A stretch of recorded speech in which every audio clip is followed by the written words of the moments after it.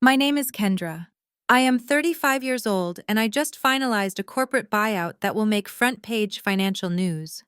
But according to my mother, I am too unrefined to sit at her Thanksgiving table. Last Tuesday, I was reviewing international portfolios in my corner office when my private line rang. It was my mother, Brenda. She did not say hello. She just sighed and said you are not invited to Thanksgiving this year because Jasmine's new husband, Trent, thinks your aggressive energy will ruin the vibe. Order yourself some takeout. I did not yell. I did not cry. I simply hung up the phone, took a sip of my espresso, and prepared to buy the debt to his failing company. Before I continue this story, let me know where you are watching from in the comments below. Hit like and subscribe if you have ever had to remind your toxic family exactly who holds the power. I am the founder and chief executive officer of Apex Capital Solutions. I spend my days restructuring failing corporations and handling high-stakes private equity.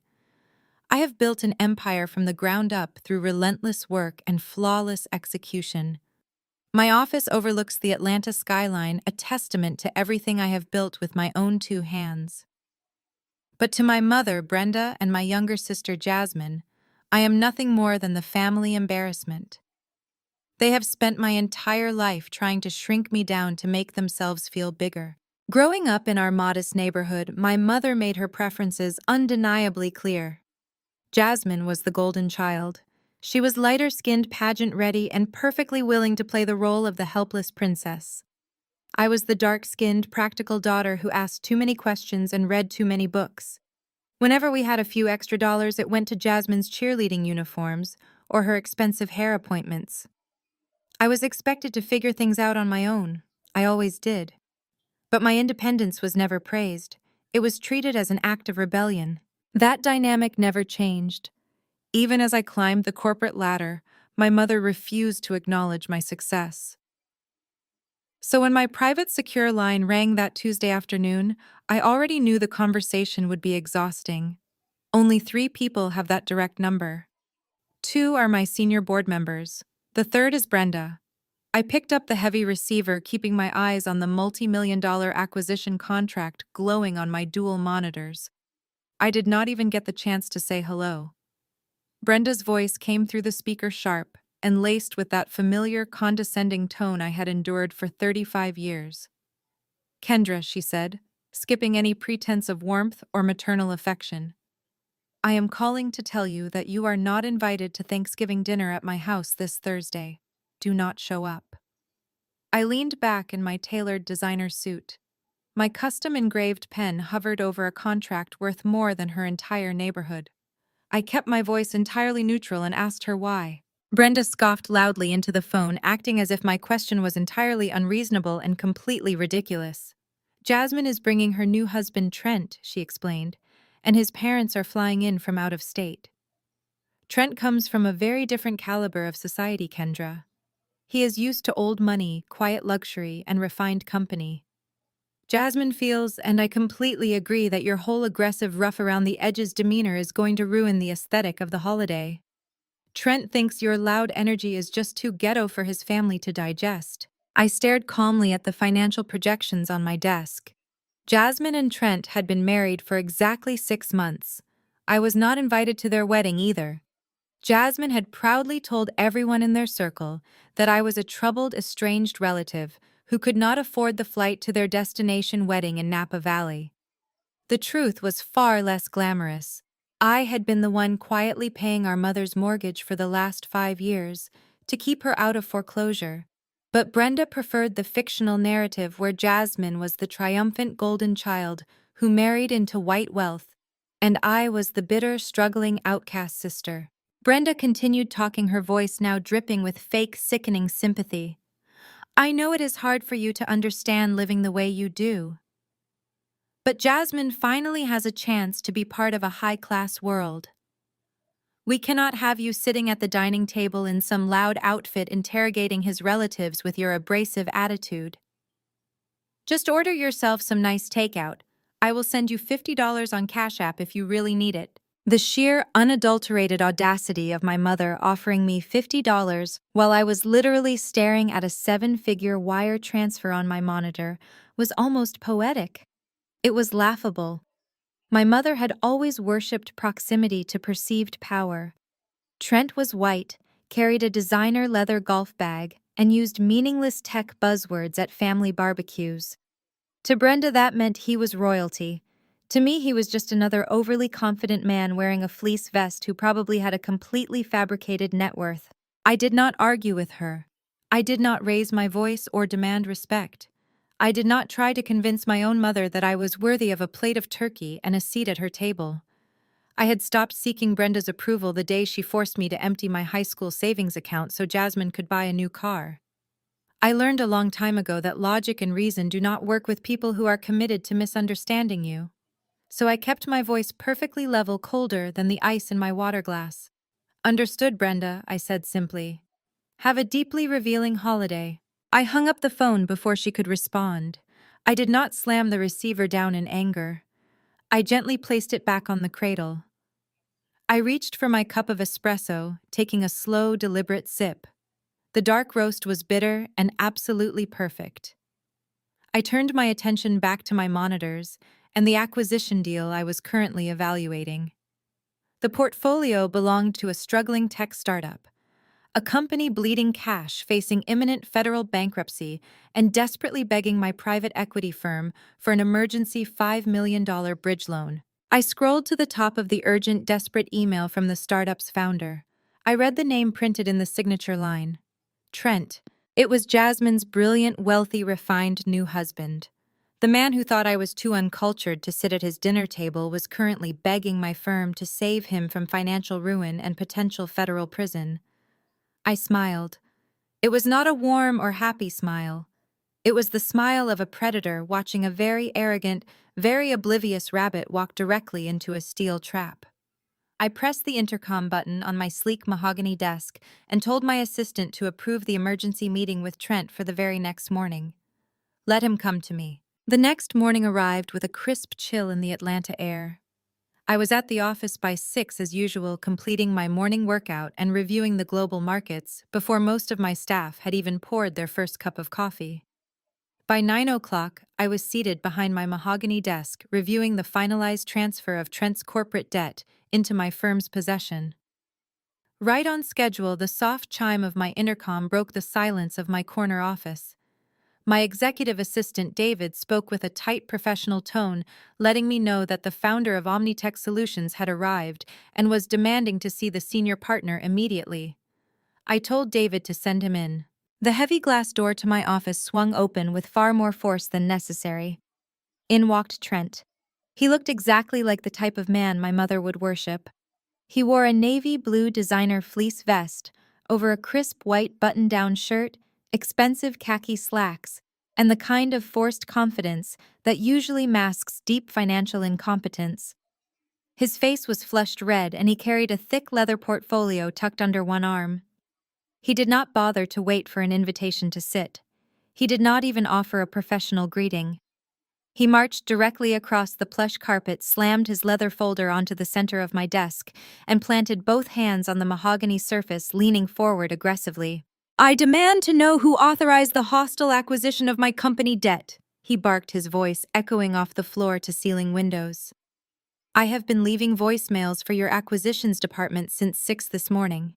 My startup is on the verge of closing a massive funding round, and your firm swooping in to buy our loans sends a terrible signal to my venture capitalists.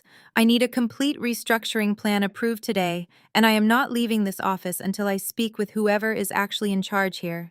I sat perfectly still in my high-backed leather chair. I looked at the man who had supposedly banned me from my own family Thanksgiving dinner because my energy was too abrasive. Up close, Trent was sweating slightly around his hairline. His expensive watch was ticking rapidly on his wrist, and his eyes darted around my expansive office, taking in the original artwork and the panoramic view of the city. He was terrified. His startup was not closing a massive funding round. I had his actual financials sitting in a locked digital file directly in front of me. He was bleeding cash, unable to make payroll by Friday, and desperately trying to bully his way into a bailout. The irony of the situation was almost intoxicating. He had absolutely no idea who I was. Jasmine had curated a perfect fictional reality for him. She had shown him carefully selected photos where I was either absent or cropped out entirely. She had painted me as the bitter, struggling outcast who could not handle her shiny new life, and who was too jealous to be allowed near his wealthy family. So when Trent looked at me, a young African-American woman sitting behind the desk of a top-tier private equity firm, his brain could not bridge the gap. He assumed I was a junior partner or a diversity hire placed there to manage client relations. He certainly did not recognize me as the sister-in-law he had just banned from eating dry turkey in my mother's dining room. I let him continue his rant. I rested my chin on my steepled fingers and gave him my complete, undivided attention. He took my silence as a sign of weakness and doubled down on his intimidation tactics. "Listen to me very closely," he said, tapping his finger aggressively on my desk. "You clearly do not understand the tech sector. My intellectual property alone is worth triple the debt your firm just purchased. I am offering you the privilege of financing a bridge loan for $5 million. If you do not process this restructuring by the end of the business day, I will take my portfolio to your competitors and make sure everyone in Atlanta knows Apex Capital lacks vision. Now be a good girl and go get the managing director so we can get this paperwork signed." Be a good girl. The words hung in the air, dripping with unearned arrogance and casual disrespect. A lesser woman would have snapped right then and there. A lesser woman would have stood up, revealed her identity, and thrown him out by his collar while security watched. But I did not build a financial empire by acting on impulse or letting weak men control my emotions. I smiled. It was a slow, cold smile that did not reach my eyes. I looked at his sweaty forehead, his shaking hands, and the desperate bravado masking his total failure as a businessman. He wanted an emergency bridge loan. He wanted respect. He was about to get a masterclass in ruin.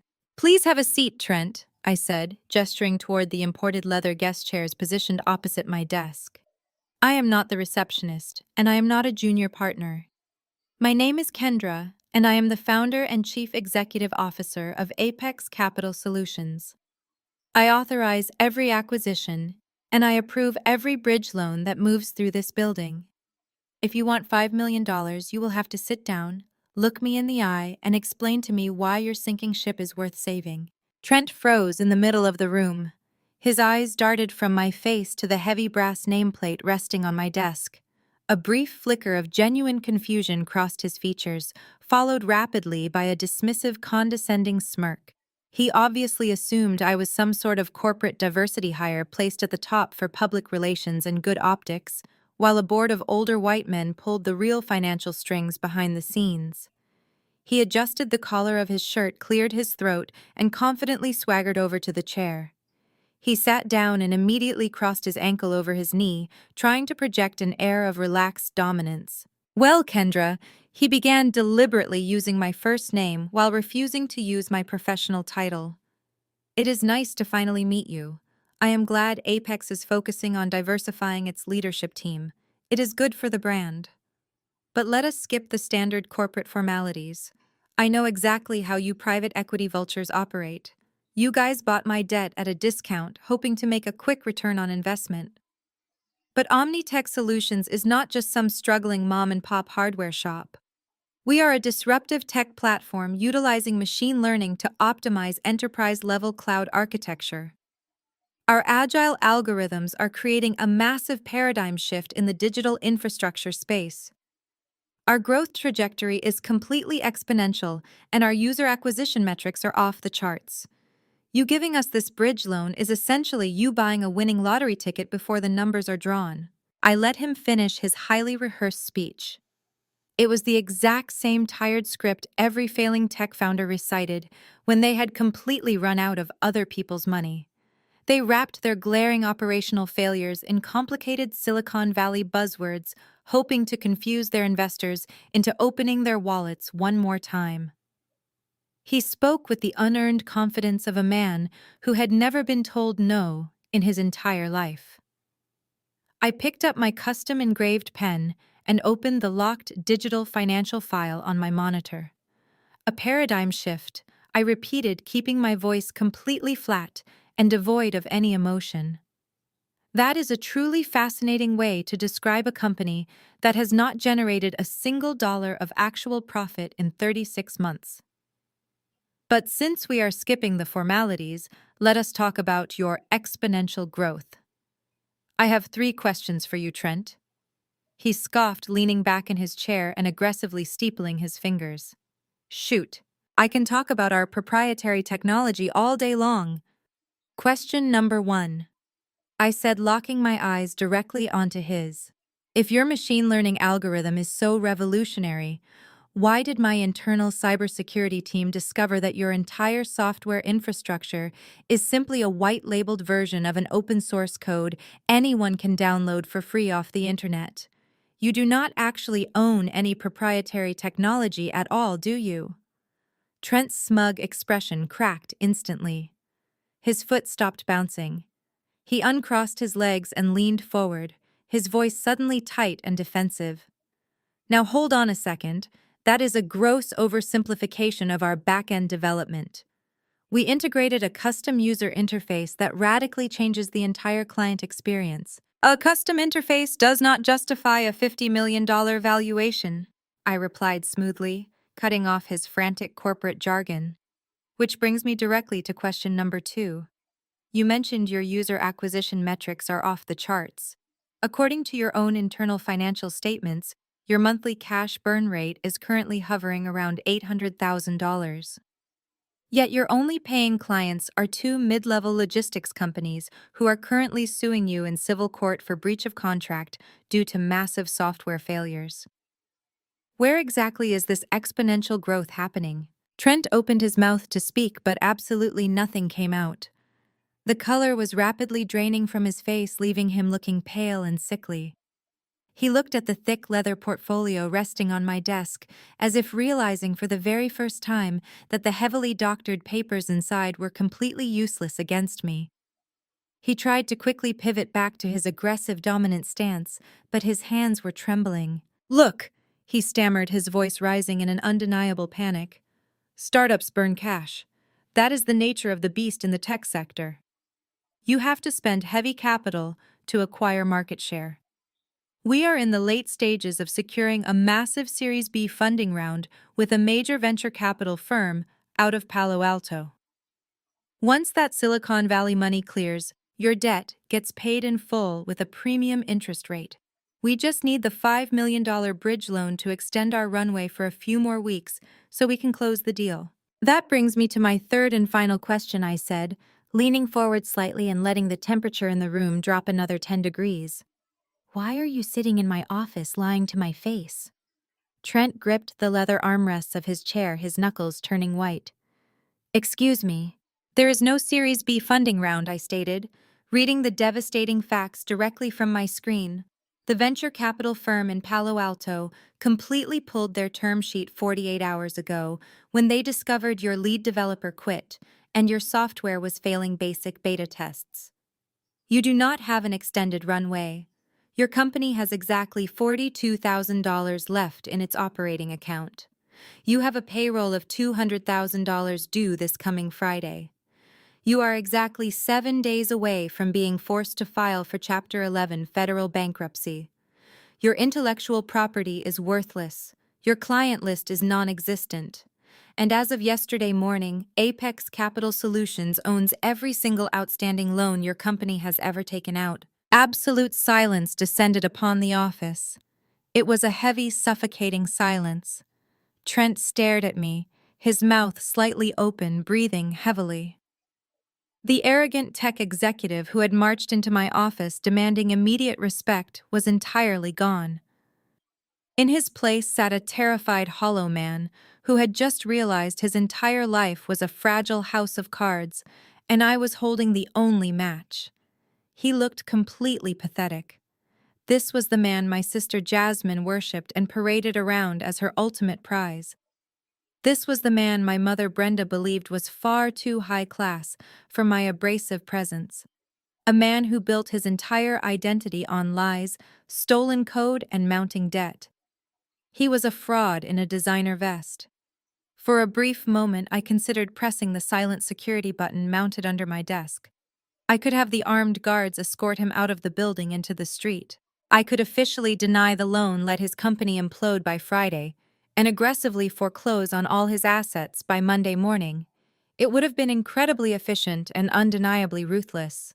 But as I looked at him sweating through his expensive shirt, a different idea began to form in my mind. Destroying his company today behind closed doors would be satisfying, but it would not expose the deep rot inside my family. Jasmine and Brenda would never know the truth. They would just view him as a tragic victim of corporate greed. They would comfort him, bake him casseroles, and blame the cruel business world for his downfall. I needed them to see exactly who they had chosen over me. I needed them to watch his house of cards collapse from the inside in front of an audience. I let the silence stretch for another full minute, letting him slowly drown in his own overwhelming panic. Then I deliberately softened my expression just a fraction. I closed the digital financial file on my screen and rested my hands neatly on my desk. However, I said, my voice suddenly losing its sharp edge and taking on a thoughtful, measured tone. Despite the glaring inaccuracies in your pitch and your abysmal financials, I am not entirely opposed to high-risk investments. Apex Capital occasionally acquires deeply distressed assets if we believe the founder has the right mindset and the proper motivation to turn things around. Trent blinked rapidly, desperately clinging to the lifeline I had just tossed into his sinking boat. He sat up straighter, wiping a bead of cold sweat from his temple. Absolutely, he agreed, his voice shaking but eager. I am fully committed to this vision. I work 80-hour weeks. I will do whatever it takes to restructure and make this highly profitable for you, Kendra. I mean, for Apex Capital, I need to know who I am doing business with, Trent, I said, leaning back in my chair and studying him like a lab rat in a maze. A bridge loan of this immense magnitude requires a deep level of personal trust between the creditor and the founder. I need to understand your character, your background, what truly drives you. Tell me about your support system. A man facing this kind of immense corporate pressure needs a strong, stable family behind him. It was the perfect bait. I watched as Trent swallowed hard, his fragile ego slowly returning as he thought he had successfully manipulated the diversity hire into giving him a second chance. He eagerly leaned forward, completely unaware that he was stepping directly onto the trap door. Trent adjusted his posture and smoothed the front of his designer fleece vest. He took a deep breath, clearly relieved that the conversation had shifted away from his disastrous balance sheets and onto a topic where he felt entirely in control. He flashed a practiced, charming smile that he probably used at country club mixers and tech networking events. I am a family man at my core, Kendra. He began, his voice dripping with forced sincerity. My wife Jasmine is my absolute rock. She comes from a wonderful, highly supportive family right here in Atlanta. Her mother Brenda is practically my biggest investor, emotionally speaking. They understand the immense pressure I am under to revolutionize this industry. They know that a man of my caliber needs a peaceful, refined home environment to operate at peak efficiency. I nodded slowly, keeping my expression perfectly neutral. It sounds like you have a flawless support system, Trent, but surely running a company on the verge of explosive growth causes some friction. Are there any negative influences in your circle? Any toxic elements that drain your energy or threaten your focus? I need to know how you handle conflict outside of the boardroom. Trent let out a short, dismissive laugh.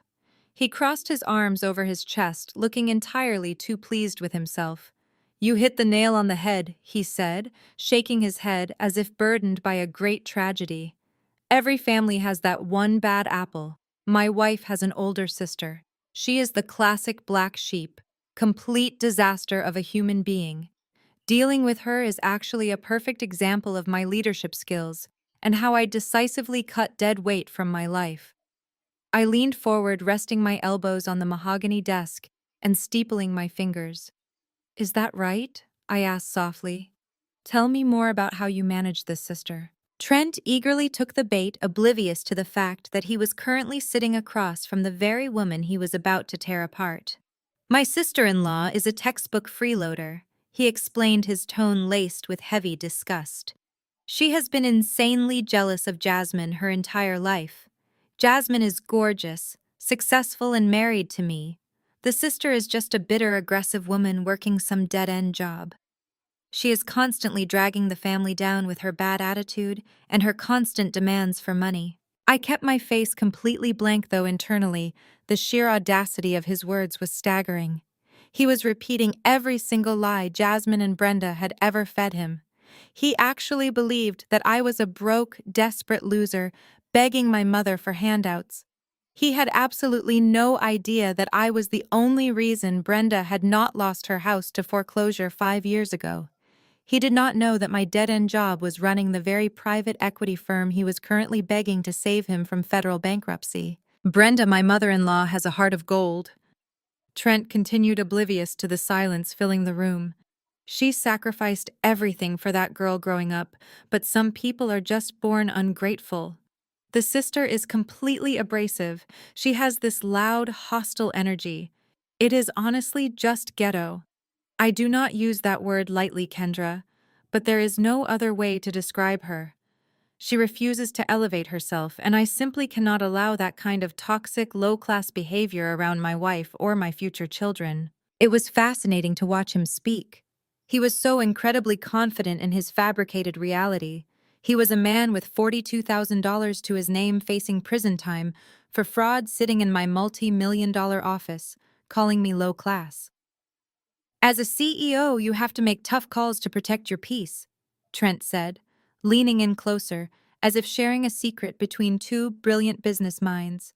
For example, we are hosting a massive Thanksgiving dinner at Brenda's house tomorrow. My parents are flying in from Connecticut. They are very refined people. Old money. I had to put my foot down yesterday. I told Brenda to officially ban the sister from the holiday dinner. I tilted my head slightly. You banned her from her own family Thanksgiving. Trent scoffed, waving his hand dismissively. I had to. If we let her come, she would probably show up in some inappropriate outfit, pick a fight at the table, and try to ask my parents for a loan. I told Brenda she needed to cut the cord. I told her to just give the girl $50 to order some takeout and keep her away from our aesthetic. You cannot mix high society with street-level mentality. It is bad for business, and it is bad for the brand. I protect my investments, Kendra, whether they are corporate or personal. I stared at him for a long, silent moment. I processed the deep, sickening reality of what my mother and sister had done. They had not just hidden me from Trent. They had actively created a fictional monster to make themselves look like victims. They had used my hard work, my financial support, and my absence to build a pedestal for this fraudulent, arrogant man.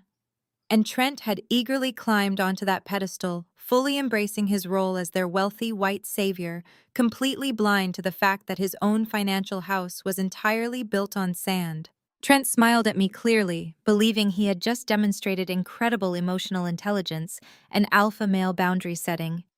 He thought he had proven his character. He thought he had secured his $5 million.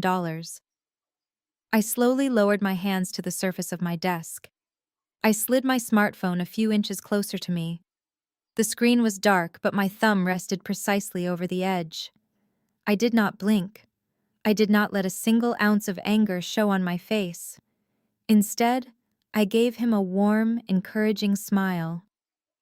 I appreciate your transparency, Trent, I said, my voice smooth and inviting. It takes a very strong man to protect his assets like that. And since we are being so honest about our personal and financial boundaries, I would love to hear more about how you manage the capital within Omnitech Solutions. Your mother-in-law Brenda seems like such a generous woman. Has she ever personally invested in your vision?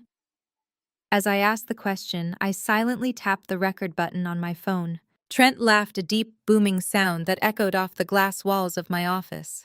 He laced his fingers behind his head and stretched his legs out, crossing them at the ankles. Oh, Kendra, he said, shaking his head with a wide, arrogant grin. You are asking the real questions now. That right there is exactly why they put you in the big chair.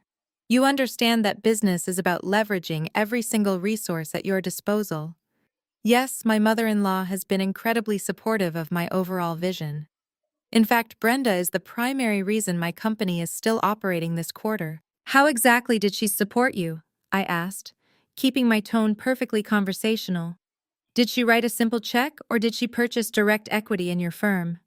Trent leaned forward, resting his forearms on his knees, looking at me like we were two masterminds sharing an industry secret. It was much more creative than a simple check, he boasted. Jasmine, my wife, is a brilliant negotiator when it comes to her mother. Jasmine convinced Brenda to take out a massive second mortgage on her fully paid-off house. Brenda wired the entire lump sum directly into my corporate operating account about 4 months ago. It was a substantial amount of capital. I kept my face utterly blank even as my stomach turned to ice. My father had worked 50-hour weeks for 30 years to pay off that house. He had bled for that property. And Brenda had simply handed it over to a man she had known for less than a year, just to keep up appearances. That is a significant personal investment, I said smoothly. But earlier you mentioned your company only has $42,000 left. A second mortgage on a property in that neighborhood should have yielded at least $600,000. How did a tech startup burn through that kind of capital in just 4 months without acquiring a single new client? Trent smirked, waving his hand dismissively. Well, that is the beauty of creative accounting, Kendra. You and I both know that perception is reality in the tech sector. Investors do not hand over millions of dollars to a founder who looks desperate or broke. You have to project massive success to attract massive capital. I did not actually put Brenda's money into the OmniTech research and development budget. I used it to pay off my personal credit lines. I bought my wife a new luxury SUV. I upgraded our country club membership. I had to maintain the image of a highly successful tech executive so my venture capitalists would not get spooked. I stared at him, letting the sheer magnitude of his confessions settle into the digital memory of my phone.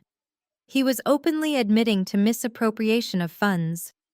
You used a corporate investment from your mother-in-law to fund your personal lifestyle, I clarified, ensuring his words were perfectly captured. Is Brenda aware that her mortgage went toward a country club membership instead of enterprise software? Trent rolled his eyes. Of course not. Brenda does not understand high-level finance. She just wants to brag to her friends that her son-in-law is a Silicon Valley genius. As long as Jasmine is wearing expensive jewelry and driving a nice car, Brenda is perfectly happy living in her little fantasy world. And what about your original investors? I asked, leaning back in my chair. The ones who gave you the initial seed money before Brenda stepped in. When OmniTech files for bankruptcy next week, they are going to demand a full forensic audit. They will come looking for their capital. Trent chuckled darkly, a sound completely devoid of any moral compass. Let them look. They will not find a single dime. I am not stupid, Kendra. I saw the writing on the wall 6 months ago when our lead developer told me the code was failing. Before the ship started sinking, I quietly transferred our most valuable remaining liquid assets into an offshore holding company. The holding company is registered entirely under Jasmine's name as a separate entity. When OmniTech officially goes under, those original investors will only find an empty shell. My personal wealth is completely shielded. It is just smart business. Smart business. He was openly confessing to premeditated wire fraud, embezzlement, and hiding assets from federal bankruptcy courts. He had used his wife as a legal shield and his mother-in-law as a personal ATM. And he was bragging about it to the very person who now owned all of his debt. But there was one piece of the puzzle that still did not make sense. I needed him to explain the biggest lie of all. If you are so skilled at shielding your personal wealth, Trent, why do you need a $5 million bridge loan from my firm? I asked, tilting my head slightly. You told Brenda and Jasmine that you come from old money. You told them your family in Connecticut has significant generational wealth. Why not simply tap into your own family trust fund to bridge the gap instead of risking federal fraud charges and draining your mother-in-law's retirement? For the first time since he sat down, Trent's arrogant smirk faltered. His jaw tightened, and he looked away from me, staring out the window at the Atlanta skyline. His bravado suddenly cracked, revealing the pathetic, insecure reality underneath. "There is no trust fund," he muttered, his voice dropping an octave. "Not anymore, anyway. My father blew through the family money years ago on bad real estate deals and terrible investments. My parents still live in a nice house in Connecticut, but they are drowning in debt just like me. They are surviving on credit cards and country club connections." But I could not exactly tell Jasmine that when we started dating. She expects a certain lifestyle. Brenda expects a certain pedigree. If they knew my family was basically broke, they never would have looked at me twice. I watched him carefully. The entire foundation of his marriage was a complete fabrication. Jasmine married him because she thought he was her ticket to high society white wealth. Brenda worshipped him because he represented the elite status she had always desperately craved. And Trent used their pathetic social climbing ambitions to fund his own failing existence. They were all using each other, and they were all completely empty. I had heard enough. I had the confession. I had the leverage. And I had the absolute power to destroy him. I casually slid my hand over my smartphone and silently tapped the screen, stopping the recording. I saved the audio file directly to my secure encrypted cloud server. The trap was permanently sealed. Trent turned back to me, letting out a heavy sigh. "So you see, Kendra, I am doing whatever it takes to survive. I am protecting my wife. I am protecting my brand. And if you authorize this $5 million loan, I will protect your investment too. We can make a lot of money together." I picked up my custom-engraved pen and tapped it thoughtfully against the heavy mahogany desk. "You have definitely given me a very clear picture of your character, Trent. Your financial strategies are certainly creative. I appreciate your complete and total transparency regarding your offshore accounts and your mother-in-law's mortgage." He smiled eagerly, leaning forward again. "So, we have a deal. You will approve the restructuring plan today." I stood up slowly, buttoning my tailored suit jacket. I looked down at him sitting in my guest chair, completely oblivious to the fact that his life was already over. "A bridge loan of this magnitude requires a final physical verification," I said, keeping my voice smooth and strictly professional. "Apex Capital policy dictates that I must personally evaluate the primary collateral before I can authorize the release of a $5 million wire transfer. Since you have leveraged your mother-in-law's property to float your operations, that house is technically tied to the debt I now own." Trent frowned, looking slightly confused. "You want to inspect Brenda's house?" "Why?" "It is just a standard residential property. I can show you the appraisal documents right now. Paperwork is easily forged." "Trent," I replied, staring right through him, "as you have so eloquently demonstrated today, I prefer to conduct my final evaluations in person. It ensures there are absolutely no misunderstandings between the creditor and the client." He stood up, clearly anxious to get the deal finalized but hesitant about my terms. "Okay, fine. When do you want to do this? I can have Jasmine take my mother-in-law out for coffee tomorrow morning so you can walk through the property." "That will not be necessary," I said, walking around my desk and opening the heavy glass door to my office, signaling that our meeting was officially over. "I am currently fully booked with other acquisitions. I will conduct the evaluation tomorrow evening." "Tomorrow evening," Trent repeated, his eyes widening in panic. "But tomorrow is Thanksgiving. We are hosting my parents. We are having a massive formal dinner. You cannot just show up to conduct corporate business in the middle of a family holiday." I offered him a cold, razor-sharp smile. "The financial markets do not care about your holidays, Trent. You came into my office demanding an emergency bailout because you are completely out of time. You have payroll due on Friday. If you want this $5 million lifeline, you will accommodate my schedule. I will bring the finalized contracts directly to the residence tomorrow evening. Have a pen ready." Trent swallowed hard, nodding reluctantly. He had absolutely no choice, and he knew it. "Fine. Tomorrow evening. I will make sure we have a quiet space to sign the papers." "Thank you, Kendra. You will not regret this. He walked out of my office clutching his useless leather portfolio, his shoulders slumped, but his step quickening with the false hope of survival. I watched the glass door close behind him. I walked back to my desk and looked at the digital file containing the audio recording that would send him to prison.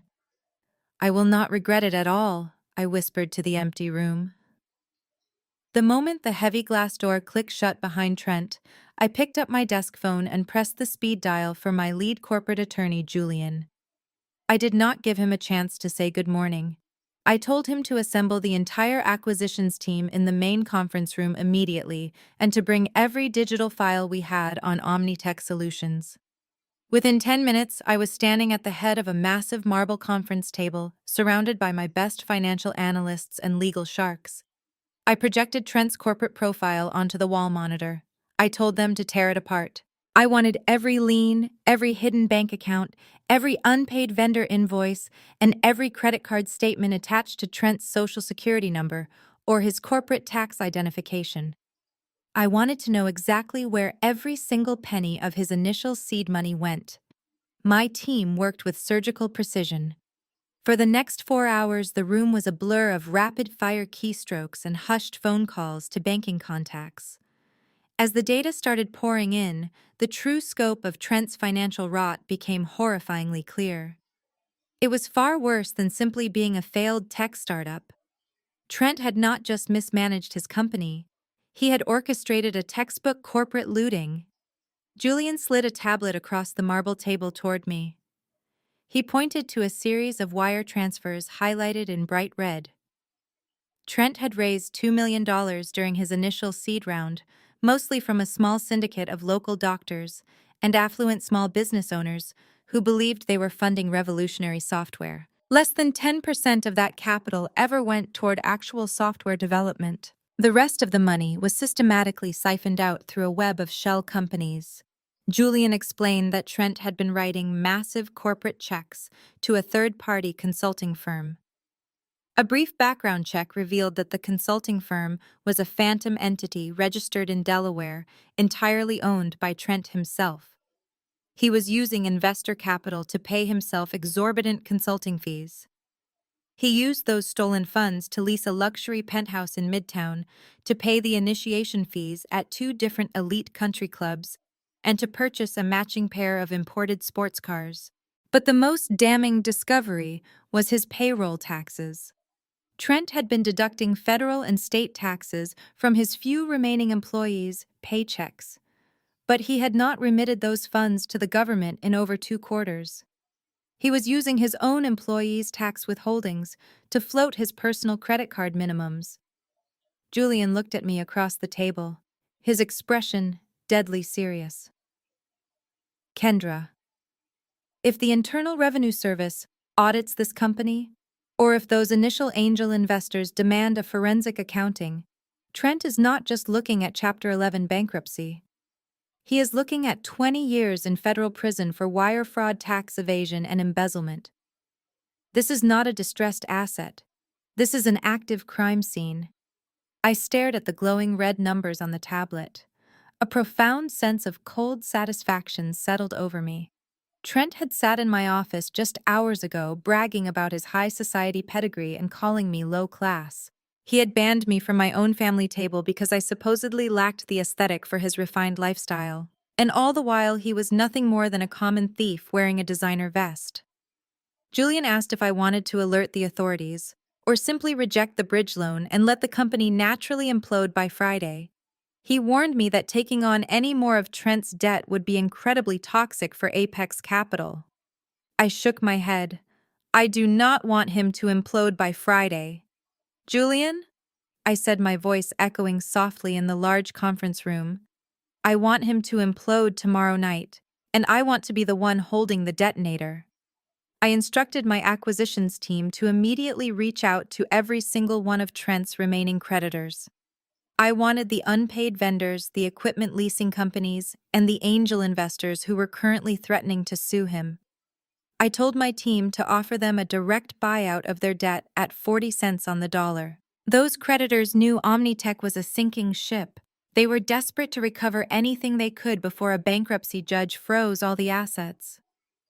Julian hesitated, reminding me that spending Apex capital funds to buy toxic debt was a massive financial risk. I looked at my lead attorney and told him it was not a risk if the collateral guaranteed a return. Trent had anchored his entire fraudulent operation to Brenda's house. The property was located in a highly gentrified historic district. It was worth well over $1 million. Once I seized the assets, that house would cover the cost of acquiring the debt and then some. My team did not ask any more questions. They went straight to work executing the buyouts. The phones rang constantly. Contracts were drafted, sent, and digitally signed at lightning speed. By 3 o'clock in the afternoon, the final wire transfer cleared. The panicked angel investors took the buyout. The angry vendors took the cash. I stood alone in my corner office watching the sun begin to dip lower in the Atlanta sky. I refreshed the master ledger on my terminal. The screen blinked, and the new data populated. It was official. Every single outstanding loan, every line of credit, and every corporate note associated with Omnitech Solutions was now the exclusive property of Apex Capital. Trent did not owe money to a faceless bank anymore. He did not owe money to angry doctors or software vendors. He owed every single tragic cent of his miserable life directly to me. I was his sole secured creditor. I held the deed to his future and the keys to his freedom. He was currently at home, completely oblivious, probably drinking expensive scotch and telling Jasmine how he had brilliantly manipulated a corporate executive into saving his company. He thought he had secured a lifeline. He had absolutely no idea that the rope he was holding was already tied into a noose. I picked up my phone and called my executive assistant. I told David to clear my schedule for the rest of the day and to prepare a very specific legal binder. I needed everything printed on heavy stock paper with the Apex Capital logo embossed on the front. I wanted the forensic accounting, the wire fraud evidence, and the complete list of acquired debt beautifully bound together. The trap was set and the jaws were locked. Now it was time to look closely at the collateral Brenda had so foolishly handed over to him. I opened the separate secure digital folder containing the property records for my childhood home. The house was a beautiful historic brownstone in one of the most sought-after neighborhoods in Atlanta. My father bought it 30 years ago when the area was just starting to develop. He worked double shifts at the municipal plant and took on weekend contracting jobs just to make the mortgage payments. I remember watching him sit at the kitchen table late at night, rubbing his tired eyes while meticulously balancing the checkbook. His ultimate goal was to leave his family a fully paid-off asset to build genuine generational wealth. He achieved that goal 2 years before he passed away from a sudden heart attack. He left us with a home free and clear of any debt. Now I was staring at a scanned document from a predatory lending institution called Horizon Mutual. Brenda had taken out a massive second mortgage against the entire equity of the house. I cross-referenced the date of the loan origination. It was finalized exactly 8 months ago. That timeline perfectly aligned with the massive deposits made into Jasmine's personal checking account and Trent's corporate shell company.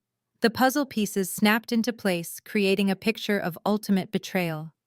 Brenda did not just mortgage the house to save Trent's failing business. She mortgaged my father's blood, sweat, and tears to pay for Jasmine's $200,000 destination wedding in Napa Valley. The exact same wedding I was explicitly told I could not attend because I was too embarrassing to be seen with Trent's wealthy relatives. Brenda literally sold the roof over her own head to buy a fake high society lifestyle for her golden child and her fraudulent white son-in-law. She risked everything my father built just to impress people who did not even care about her. She traded our family legacy for country club memberships and designer floral arrangements. I dug deeper into the Horizon Mutual loan terms. It was an adjustable rate mortgage with brutal penalties for late payments. Brenda was currently 3 months delinquent. She had completely defaulted. Horizon Mutual was actively categorizing the loan as a highly toxic, non-performing asset. My financial algorithms indicated that Horizon Mutual was currently undergoing a quiet internal liquidation to clear bad residential debt off their quarterly balance sheets before the end of the fiscal year. I did not hesitate for a single second. I picked up my desk phone and called Julian back into my office. I told my lead attorney to immediately register a blind shell corporation in Delaware under the name Obsidian Holdings. I instructed him to contact the residential asset division of Horizon Mutual and offer them a premium cash buyout for Brenda's specific defaulted mortgage. Julian looked at the property details glowing on my screen and raised an eyebrow. He knew exactly whose address that was. He did not question my motives or my methods. He simply nodded and walked out of the office to execute the maneuver. The beauty of a blind shell corporation is absolute anonymity. When Horizon Mutual processed the transaction, they would only see a faceless corporate entity acquiring a bad loan. Brenda would receive a standard automated notice in the mail sometime next week, informing her that her mortgage had been transferred to a new servicer. She would never suspect that the new senior debt holder was the daughter she had just banned from Thanksgiving dinner. I sat in the quiet hum of my executive office and watched the digital clock on my wall tick down the minutes. I thought about my father. I thought about how proud he was the day he brought the final stamped mortgage payoff document home and framed it in the living room. Brenda had taken that frame down years ago, saying it ruined her interior design aesthetic. She replaced his legacy with debt and delusion. At exactly 4:45 in the afternoon, Julian sent me a secure encrypted message. The wire transfer to Horizon Mutual was complete. The legal deed transfer was officially recorded with the county clerk's office. Obsidian Holdings now held the exclusive rights to the defaulted second mortgage. And because I was the sole proprietor and chief executive officer of Obsidian Holdings, the reality was completely undeniable. I now owned my childhood home. I owned the dining room where they were currently setting up crystal glasses and polishing silver. I owned the very floorboards Trent would walk on tomorrow night when he tried to play the role of the wealthy benefactor. My family had spent my entire life trying to push me out of their circle. They had excluded me, hidden me, and treated me like a shameful secret to protect their fabricated image. Now, by their own profound greed and financial incompetence, they had literally handed me the keys to their entire existence. They had placed their absolute survival squarely into the palms of my hands. I reached into my desk drawer and pulled out my father's old heavy brass fountain pen. It was the only thing of his I managed to keep after Brenda cleared out his study to build Jasmine's walk-in closet. I placed it carefully on top of the massive legal binder David, my assistant, had just brought into my office. The binder was thick, heavy, and contained every single document necessary to seize Trent's company and immediately foreclose on Brenda's house. Everything was perfectly aligned. The trap was fully constructed and the steel doors were locked tight. There was absolutely no way out for any of them. I packed the heavy binder into my leather briefcase. I turned off the lights in my corner office and walked out to the private elevator. Tomorrow was Thanksgiving, and I was going to serve them a dinner they would never forget. The ride back to my penthouse was quiet. I sat in the plush leather seat of my Maybach, watching the city lights blur past the tinted windows. Atlanta was bustling with holiday traffic. People were rushing home to their families carrying grocery bags filled with last-minute ingredients for tomorrow's feast. For most people, the Wednesday evening before Thanksgiving was a time of warmth and anticipation. For me, it was the final quiet moment before a perfectly orchestrated demolition. My briefcase sat securely beside me on the seat. Inside it was the heavy legal binder holding the absolute ruin of the people who shared my DNA. I felt no guilt. I felt no anxiety. I only felt a deep, resonant clarity. My secure smartphone buzzed against the center console. I picked it up expecting an end-of-day summary from Julian or David. Instead, the screen illuminated with a message from a number I rarely interacted with outside of forced holiday greetings. It was Jasmine. My younger sister rarely texted me directly unless she needed something or wanted to make sure I knew she had something I did not. Usually her messages were passive-aggressive photos of her new designer handbags or perfectly curated snapshots of her and Trent pretending to be a power couple at some exclusive event. This message, however, lacked her usual subtle poison. It was direct, blunt, and dripping with unearned superiority. I unlocked the screen and read the paragraph she had just sent. Mom said she warned you about tomorrow. Do not try to crash the dinner. I hired security. Trent's family is coming and we cannot have drama. We need everything to be perfect. And your energy is just too hostile for his parents to understand. Please, just stay away. I read the words twice. I let the sheer, staggering audacity of her message wash over me. Jasmine had hired private security. She had actually paid uniformed guards to stand on the front porch of my childhood home to physically bar me from entering. She was treating me like a violent trespasser to protect the fragile aesthetic of a fraudulent marriage. What Jasmine did not know was that the security firm she likely hired was one of the many mid-sized tactical agencies operating in the greater Atlanta area. Apex Capital held the primary corporate retainer for over half of them. But even beyond that, the irony of her text was almost suffocating. She was warning me not to crash a dinner at a house that legally belonged to me. She was protecting a husband who was entirely bankrupt. And she was doing it all to impress a pair of in-laws from Connecticut who were drowning in just as much debt as their son. Jasmine was fiercely guarding a castle made entirely of sand while the tide was already rushing in. For a brief moment, I thought about sending her a screenshot of the Obsidian Holdings deed transfer.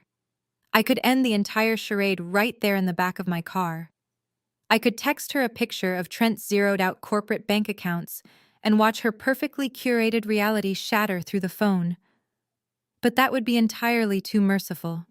That would give them the entire night to panic to pack their bags or to invent new lies to tell Trent's parents. They did not deserve a warning.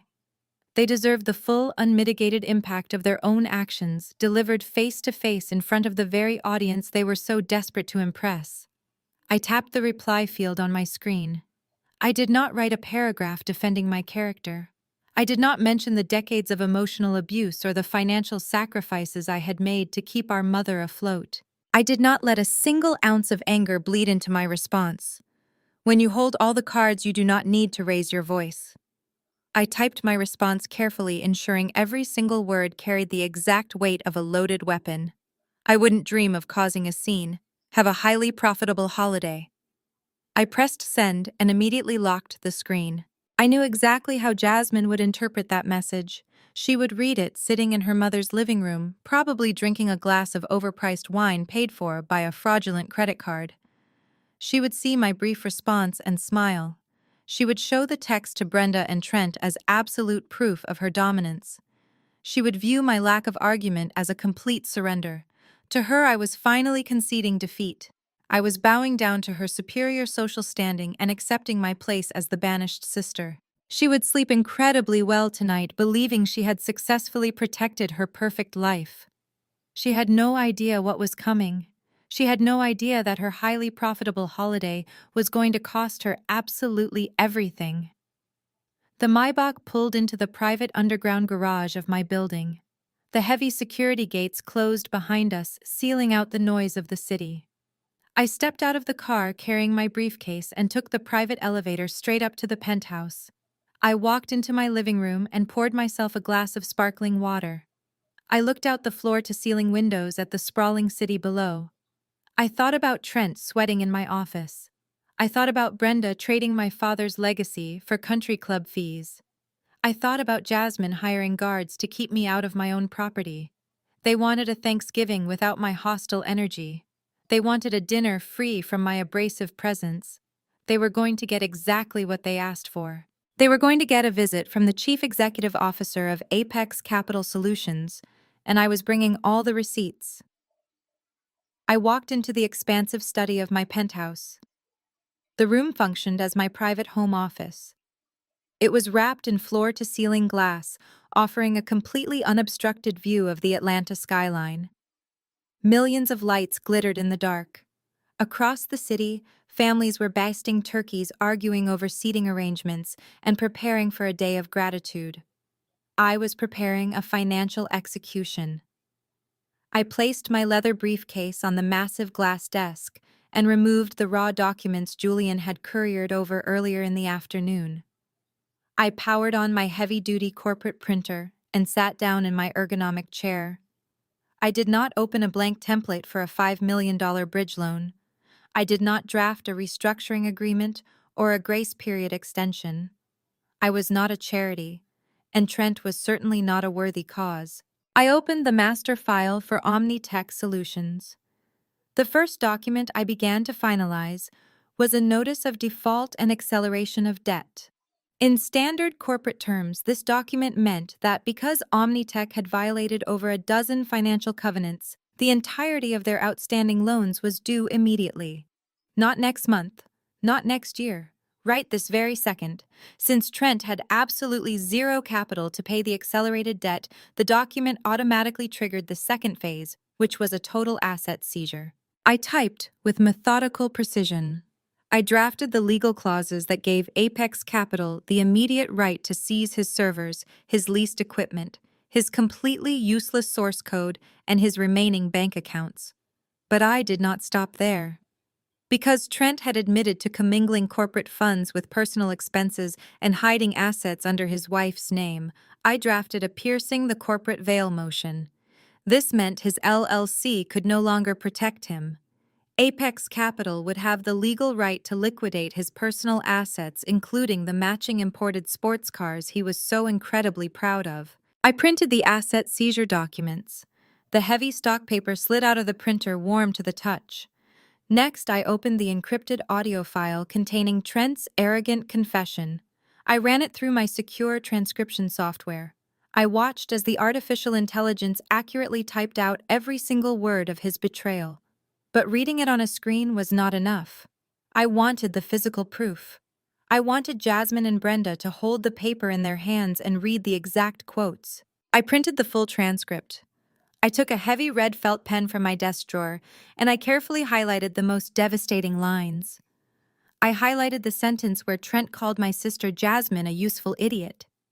I highlighted the paragraph where he laughed about Brenda being dumb enough to mortgage her fully paid-off house to fund his country club memberships.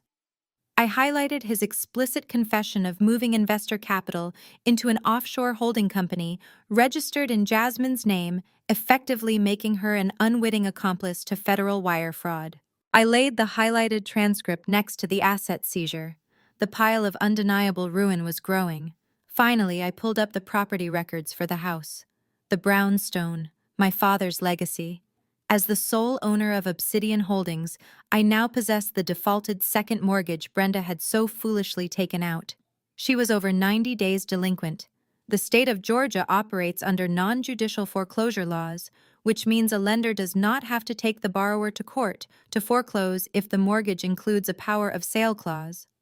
Horizon Mutual had that clause, and now I had that clause. I drafted the official notice of foreclosure and demand for possession.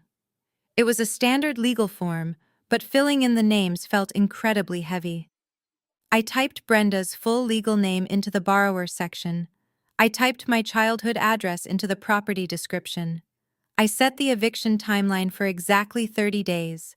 They would have until the end of December to pack up their designer clothes, their fake high society personas, and every single lie they had ever told. They would be forced to leave the house my father built and step out into the cold reality of their own actions. I printed the eviction notice. The 3 documents now sat side by side on my glass desk: the corporate death warrant, the audio transcript of betrayal, the residential eviction notice. I reached into the bottom drawer of my desk and pulled out a massive, thick black leather binder. It was custom-made, heavily reinforced, and deeply embossed with the Apex Capital Solutions logo in silver foil. This was not the kind of binder you used for a standard quarterly review. This was the kind of binder you handed to a CEO right before you dissolved their entire board of directors. I took the 3-hole punch and methodically pressed down on the stacks of paper. The sharp metallic crunch echoed in the quiet penthouse. I opened the heavy silver rings of the binder. I placed the notice of default and asset seizure in the first section. This was the opening blow. the document that would strip Trent of his fake billionaire persona and reduce him to a terrified debtor. I placed the highlighted audio transcript in the second section. This was the emotional kill shot, the undeniable proof that would shatter Jasmine's delusional marriage and expose Trent as a predatory fraud. I placed the 30-day eviction notice in the final section. This was the ultimate consequence. The document that would strip Brenda of the social status she prized above her own flesh and blood. I sat back and looked at the assembled portfolio. My family had spent my entire life trying to make me feel small. They had cast me out because I did not fit their shallow aesthetic. They had literally banned me from the Thanksgiving table because my presence threatened the fragile illusion of their perfect lives. They thought I was sitting in my apartment, crying over a plate of takeout food, mourning the loss of their toxic company. They had absolutely no idea that I was the architect of their immediate destruction. I did not need a seat at their table. I owned the table. I owned the room it sat in. I owned the roof over their heads. I closed the heavy black leather cover. I pressed my hands flat against the cool, smooth surface of the binder. I gripped the edges, and with one swift, deliberate motion, I snapped the thick metal rings shut inside. The sharp, loud click sounded like a prison door locking firmly into place. The trap was perfectly set. Thanksgiving evening arrived with a biting winter chill that swept through the streets of Atlanta. I did not spend my holiday morning basting a turkey or stressing over floral centerpieces. I spent the day at a private spa downtown, maintaining my absolute peace before the impending storm. By 6 o'clock, I was standing in front of the full-length mirror in my penthouse dressing suite. I was not dressing for a family dinner. I was dressing for a corporate takeover. I selected a flawless, bespoke charcoal gray designer suit. The cut was razor-sharp and unapologetically commanding. I paired it with a silk emerald green blouse and black leather stiletto pumps. I wore minimal jewelry, just my father's vintage watch strapped to my left wrist. It was the only armor I needed. I picked up the heavy black leather binder bearing the silver foil logo of Apex Capital Solutions. I walked down to the private garage where my driver Marcus was already waiting, holding the rear door of my matte black Maybach open for me. I slid into the luxurious leather interior and instructed him to take me to the address I had not visited in over 3 years. My childhood home, the property I now legally owned. The drive through the city was smooth and quiet. The streets were mostly empty as families gathered inside their warmly lit homes to celebrate the holiday. As we turned onto the familiar tree-lined street of my old neighborhood, I noticed the immediate shift in the atmosphere. The modest elegance my father had always maintained had been completely erased. In its place was a desperate, chaotic display of manufactured wealth. Marcus slowed the Maybach to a crawl as we approached the property. The curb in front of the brownstone was absolutely packed with vehicles. But these were not the practical family sedans of our old neighbors. The street was lined with pristine luxury cars.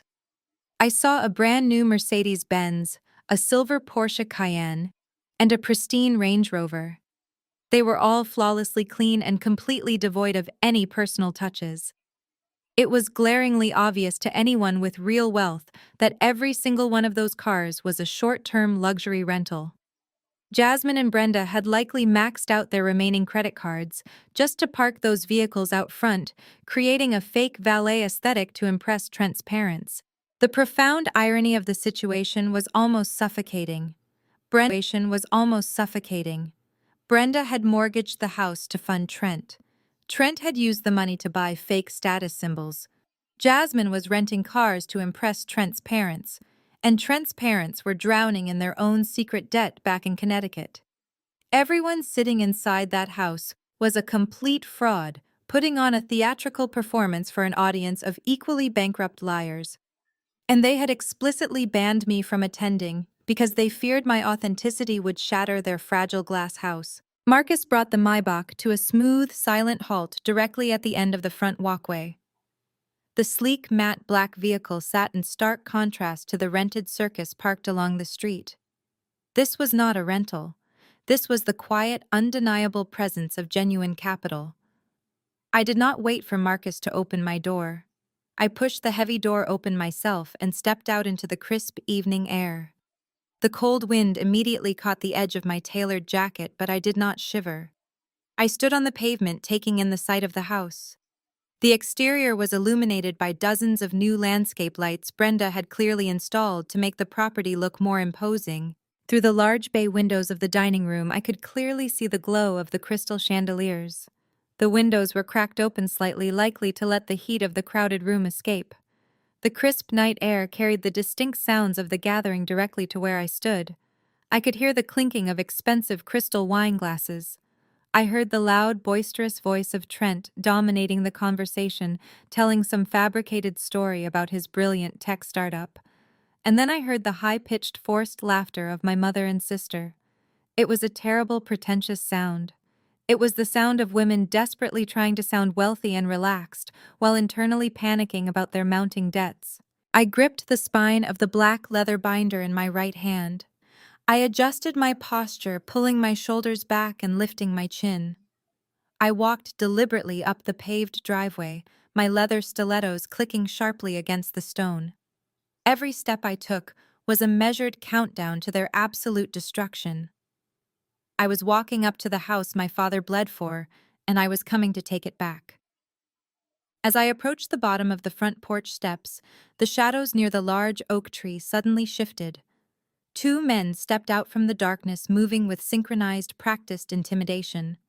They were bulky, towering figures wearing matching cheap black tactical suits and earpieces. Jasmine had actually kept her promise. She had hired private muscle to guard a Thanksgiving turkey. The two men stepped directly into the center of the walkway, completely blocking my path to the front door. They crossed their thick arms over their chests, staring down at me with identical expressions of bored authority. The fake laughter from the dining room continued to float through the air, completely oblivious to the silent standoff happening on the front lawn. The trap was armed, and I was ready to pull the trigger, but these two rented obstacles were standing in my way. The man on the left took a step forward, holding up a heavy hand encased in a black leather glove. He was easily 6 feet 4 inches tall, with a thick neck and a posture that suggested he was used to intimidating people simply by existing in their space. He looked down at me, his expression a mixture of boredom and manufactured authority. "Private event, ma'am," he said, his voice a low rumble. "The host has requested that all guests present an invitation at the door." I stopped exactly 2 feet away from him. I did not shrink back. I did not let my gaze drop. I looked at the digital tablet held loosely in his left hand. "My name is Kendra," I said, my voice perfectly calm and carrying clearly over the cold wind. "I do not need an invitation to enter this property." The second guard, a slightly shorter man with a military-style haircut, leaned over and looked at the screen of the tablet. A smug, knowing smirk immediately spread across his face. He tapped the screen and looked back at me, his demeanor shifting from professional distance to casual disrespect. "Right," he said, letting out a short, dismissive laugh. "You are the sister. Mrs. Trent specifically warned us about you. She said you were a disgruntled family member who might show up looking for a handout and trying to cause a scene. She gave us strict orders that under absolutely no circumstances are you allowed past this walkway. So I am going to ask you nicely to turn around, get back in your little rental car, and have a happy holiday somewhere else. If you make us use force, it is going to ruin your nice suit." He thought my Maybach was a rental. He thought my bespoke charcoal suit was something I bought off a clearance rack. He had been completely briefed by Jasmine to view me as a pathetic, broke nuisance. I did not react to his insult. I did not raise my voice or try to explain the complex family dynamics of a Thanksgiving dinner. I simply studied the uniform he was wearing. It was a generic black tactical jacket, but stitched over the left breast pocket was a small silver crest. The logo belonged to Ironclad Security Solutions. Ironclad was a mid-tier private security firm based in downtown Atlanta. They provided bouncers for high-end clubs, personal bodyguards for local celebrities, and apparently rented muscle for fraudulent family gatherings.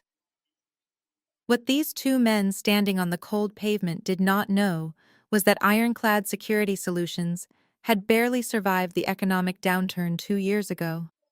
They had been on the verge of total bankruptcy until a major private equity firm stepped in, bought their debt, and signed them to a massive corporate retainer to guard their commercial assets. That private equity firm was Apex Capital Solutions. I slowly reached into my emerald green silk blouse and opened the clasp of my designer clutch. Both guards immediately tensed, shifting their weight and dropping their hands toward their utility belts. They probably thought I was reaching for pepper spray or a phone to record them. "Relax, gentlemen," I said, my tone dripping with absolute ice. "I am not going to fight you. I am going to educate you." I bypassed my phone and pulled out a solid, heavy platinum business card. The metal was cool against my fingertips. I held it out toward the taller guard. He hesitated for a second before reaching out and taking it. He held it up to the landscape lighting to read the deeply engraved text. I watched his eyes scan the card. I watched him read the words, Apex Capital Solutions. I watched him read my full name printed directly above the title of Chief Executive Officer. The transformation was instantaneous and absolutely beautiful to witness. The smug arrogance melted off his face like wax under a blowtorch. His jaw went slack. He looked from the heavy platinum card in his hand to my face and then back to the card. He suddenly realized that the woman he had just threatened to physically throw off the property was the ultimate boss of his boss. "Do you know who signs the primary retainer checks for Ironclad Security Solutions?" I asked, keeping my voice barely above a whisper. "Your agency bills my firm $3.5 million annually to secure our commercial real estate portfolio. That contract accounts for nearly 40% of your entire operating revenue. If I make one phone call to your director of operations tomorrow morning, that contract is terminated immediately. Your company will be forced to lay off half of its workforce before Christmas. And you two gentlemen will be permanently blacklisted from every corporate security agency on the East Coast." The shorter guard, who had just threatened to ruin my suit, suddenly looked like he was going to be sick. He took a rapid step back, instantly creating space between us. "Ma'am," the taller guard stammered, his voice completely stripped of its previous authority. "We had no idea. The client, Mrs. Trent, she told us you were just a... She told you I was a broke, desperate relative I finished for him. She lied to you, just like she is currently lying to the people sitting inside that dining room." I took a single step closer to the towering guard, forcing him to look down at me. I maintained absolute unblinking eye contact. Furthermore, I continued, my voice slicing through the cold night air like a scalpel. "You are currently standing on a residential property that was legally transferred to a corporate holding company at 4:45 this afternoon. That holding company is wholly owned by me. You are not protecting Jasmine's house. You are currently trespassing on my private property." The taller guard swallowed hard, his Adam's apple bobbing nervously. He looked at the heavy leather binder I was holding in my left hand. The silver foil logo of Apex Capital gleamed in the exterior lights. He finally connected all the dots. He was standing between a ruthless corporate titan and the people she had come to destroy. "I am not going to ask you to move," I stated softly. "I am going to give you exactly 3 seconds to step off my walkway before I ruin your lives." 1. I did not even need to count to 2. Both men practically scrambled over each other to get out of my way. They backed up onto the frozen grass, completely clearing the paved path to the front porch. The shorter guard immediately reached up to his earpiece, likely frantic to inform his dispatcher about the massive liability they had just narrowly avoided. The taller guard, who was still holding my platinum business card, rushed up the porch steps ahead of me. He reached out and grabbed the heavy brass handle of the front door. He pulled it wide open, bowing his head respectfully as he held it back. "Please go right in, Miss Kendra," he said, his voice trembling slightly. "Have a good evening." I did not thank him. I did not even look at him as I walked past his large, trembling frame. I stepped across the threshold of my childhood home. The warm air of the house washed over me, carrying the scent of roasted turkey sage stuffing and expensive perfume. The grand foyer was exactly as I remembered it, but decorated with garish autumnal arrangements that Brenda must have spent a fortune on. From where I stood in the entryway, I had a direct line of sight into the formal dining room. The room was packed with people laughing and drinking, completely oblivious to the fact that the actual owner of the house had just walked through the front door. I adjusted my grip on the heavy black binder. It was time to serve dinner. I stepped out of the grand foyer and moved slowly down the short hallway that opened into the formal dining room. The space had been completely transformed since the last time I stood in it.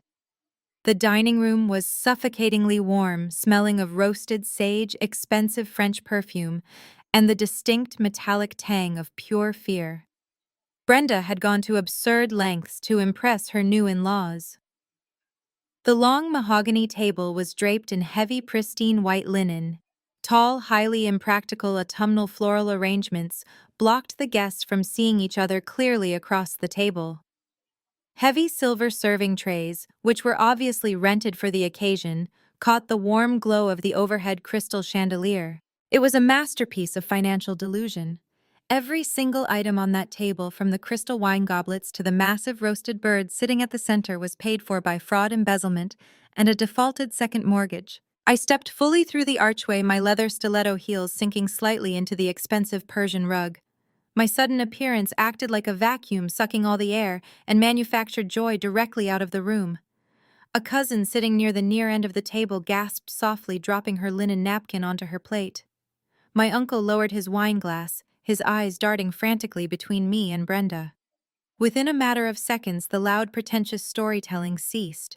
The clinking of silver forks against fine porcelain abruptly stopped. The room went dead silent. Brenda reacted first.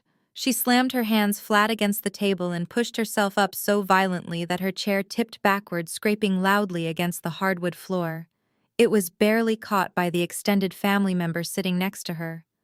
Brenda's face, carefully made up for her high society performance, contorted instantly into a mask of pure, unadulterated fury.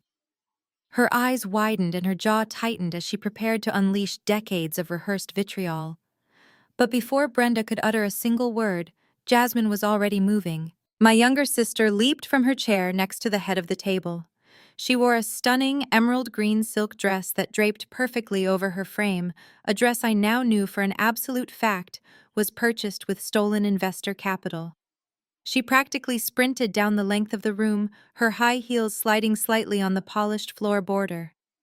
She threw herself directly into my path, planting her feet wide and spreading her arms out as if she were a trained security guard intercepting a violent physical threat. "What are you doing here?" Jasmine screeched. Her voice was high, frantic, and entirely devoid of the refined elegance she had been projecting to her guests all night. "I told you this morning that you were not welcome here. I hired security to keep you out. You are completely embarrassing me in front of my husband and his family. Leave right now before I call the police and have you arrested for trespassing." Jasmine was practically vibrating with panic. She glanced back over her shoulder toward Trent's parents, who were sitting rigidly in their chairs, exchanging deeply confused and alarmed looks. They were older white people wearing expensive cashmere sweaters, looking entirely out of place in the middle of this sudden hostility. Jasmine was terrified that my presence would shatter the flawless illusion she had spent months building. She thought I was going to throw a tantrum. She thought I was going to beg for a plate of food, demand an apology, or ask for a handout. I did not flinch. I did not take a single step backward. I simply looked down at her. I observed the frantic rise and fall of her chest, the desperate anger in her eyes, and the absolute fragility of her entire fabricated existence. "Do not raise your voice at me, Jasmine." I said, my tone smooth, level, and brutally cold. "I told you over text that I would not dream of causing a scene. I am simply here to deliver some highly sensitive documents. As for your rented security guards, they are currently standing quietly on the front lawn because they recognize genuine authority when it walks up the driveway. You should try to do the same." Brenda finally found her voice. She marched around the edge of the table, her heavy gold bracelets clinking together aggressively. "Kendra," she barked, her voice shaking with rage, How dare you force your way into my home? We are hosting important guests. We are in the middle of a holiday dinner. You are bitter. You are disrespectful. And you are going to turn around and walk out my front door this instant. I ignored my mother completely. I did not even turn my head to acknowledge her approaching figure. I kept my posture perfectly straight, holding the heavy black leather binder securely against my side. My eyes bypassed Jasmine. They bypassed Brenda. They moved past the confused, terrified faces of my aunts and uncles. My gaze traveled straight down the center of the lavishly decorated table and locked entirely onto the man sitting at the head of it. Trent. He was standing up. He had clearly been in the middle of a grand theatrical carving presentation for his audience. His left hand was holding a large silver serving fork securely in the breast of the roasted turkey, and his right hand was gripping a long, polished silver carving knife. But he was not moving. He was completely frozen in place like a statue carved out of pure terror. The arrogant, condescending tech executive who had swaggered into my corner office 12 hours ago was completely gone. The man who had confidently leaned across my mahogany desk and called me a low-class ghetto freeloader had entirely vanished into thin air. In his place stood a pale, sweating, terrified fraud. Trent stared down the length of the table at me. I could physically see his brain struggling to process the impossible reality standing in his dining room. He recognized my face.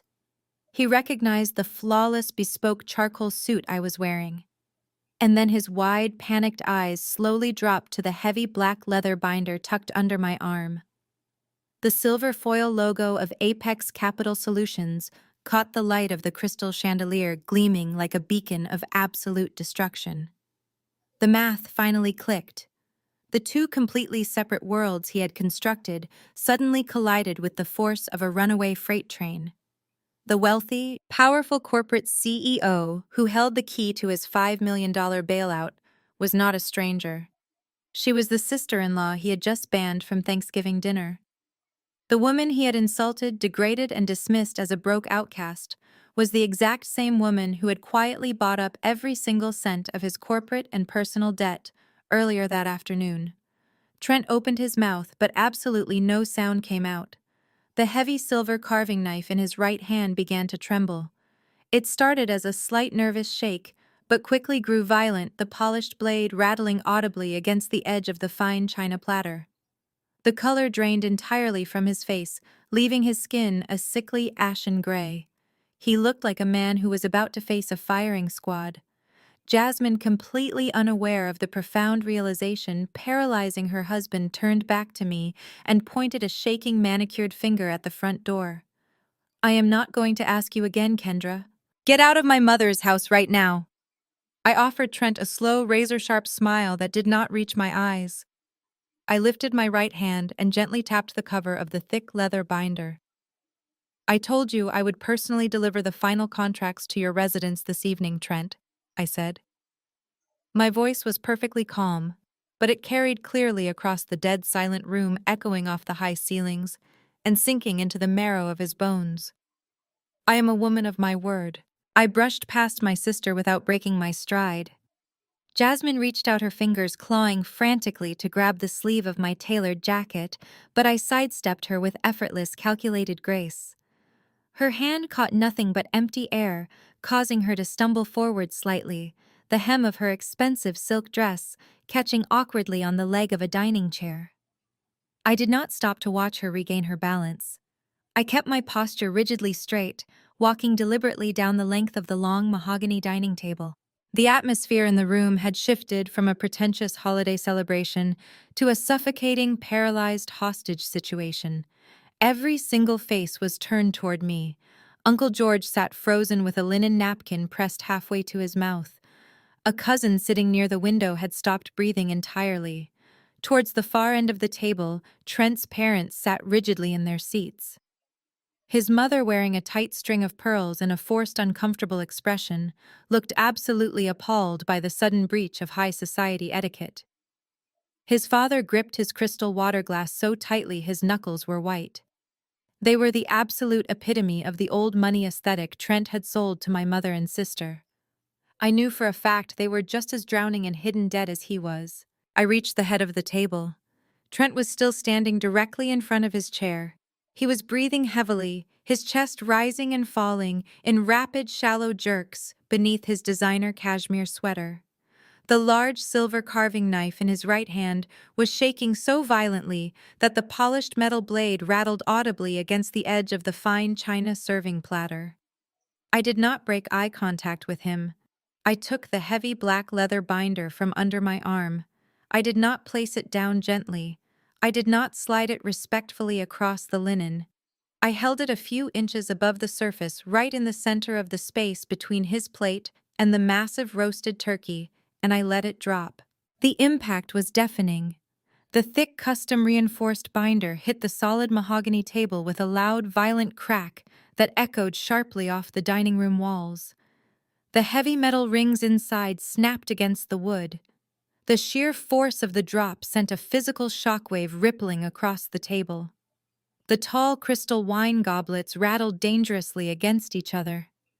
A wave of expensive dark red wine sloshed violently over the rim of Brenda's glass, splashing down and spreading a deep crimson stain across the pristine white tablecloth like a pool of fresh blood. Several guests physically jumped in their seats. Jasmine let out a sharp, startled gasp from behind me. But Trent did not jump. He flinched, shrinking back into himself, his shoulders caving inward as if the black binder sitting on the table were an active explosive device. "I brought the paperwork you begged me for yesterday, Trent," I said. I did not shout. I did not need to raise my voice. In the absolute suffocating silence of that dining room, my voice carried with crystal clear precision. Every single syllable hung heavy in the air, wrapping around the stunned guests and pulling the oxygen directly from their lungs. The word begged hit the room like a physical blow. It was a word that completely shattered the illusion of power. Jasmine rushed up to the side of the table, her face flushing a deep, angry red. "What are you talking about?" she demanded, her voice shrill and echoing with desperate panic. "Trent does not know you. He has never met you. Why would my husband ever beg you for anything? You are completely delusional, Kendra. You are making an absolute fool of yourself in front of his family." Brenda quickly joined the defense, marching up to stand shoulder to shoulder with her golden child. Her heavy gold bracelets clanked loudly as she pointed a trembling, manicured finger at the black binder. "Get this garbage off my dining table right now," she ordered, her tone dripping with rehearsed authority. "I will not allow you to barge into my home and harass my son-in-law." Trent is a highly successful technology executive. He runs a multi-million-dollar firm. He does not need anything from a bitter, jealous woman like you. I ignored both of them. Their words were just meaningless background noise, the frantic buzzing of insects caught in a web they could not see. My attention remained entirely fixed on Trent. He had not moved to defend his own honor. He had not assured his frantic wife that I was crazy. He had not stepped up to tell his mother-in-law to throw me out of the house. He simply stood there completely paralyzed, staring down at the center of the table. The silver carving fork slipped from his left hand, clattering loudly against the china platter. A second later, the carving knife fell from his right hand, bouncing off the edge of the mahogany table and landing silently on the Persian rug. He did not even flinch at the sound. He did not bother to bend down and pick the blade up. Instead, he slowly lowered himself down into his large armchair at the head of the table. It was not a graceful, controlled movement. His knees simply gave out beneath him, and he collapsed heavily backward into the seat. His wide, panicked eyes were entirely fixed on the cover of the heavy black binder.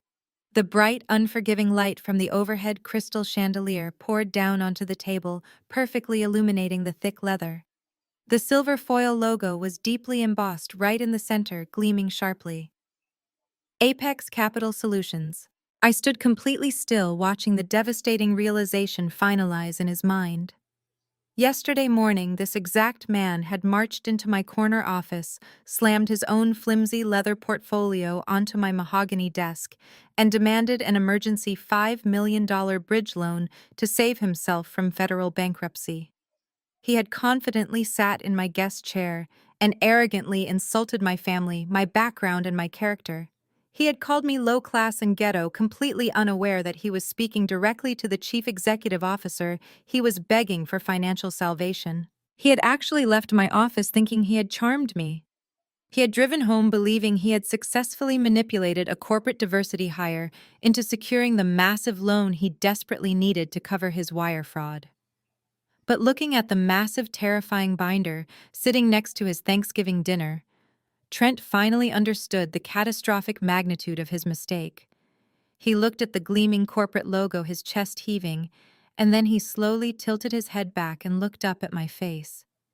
The arrogant, condescending smirk he had worn like a badge of honor since the day he married my sister was completely erased.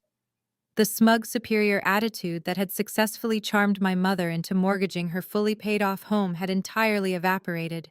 Every single trace of his fake billionaire persona had been stripped away in a matter of seconds, leaving behind nothing but the pathetic, shivering reality of a man who was completely out of time, out of money, and out of lies. His face was chalk white, completely drained of blood. Cold sweat beaded thickly along his hairline, catching the chandelier light. His mouth opened and closed silently, struggling to form words that his brain could no longer process.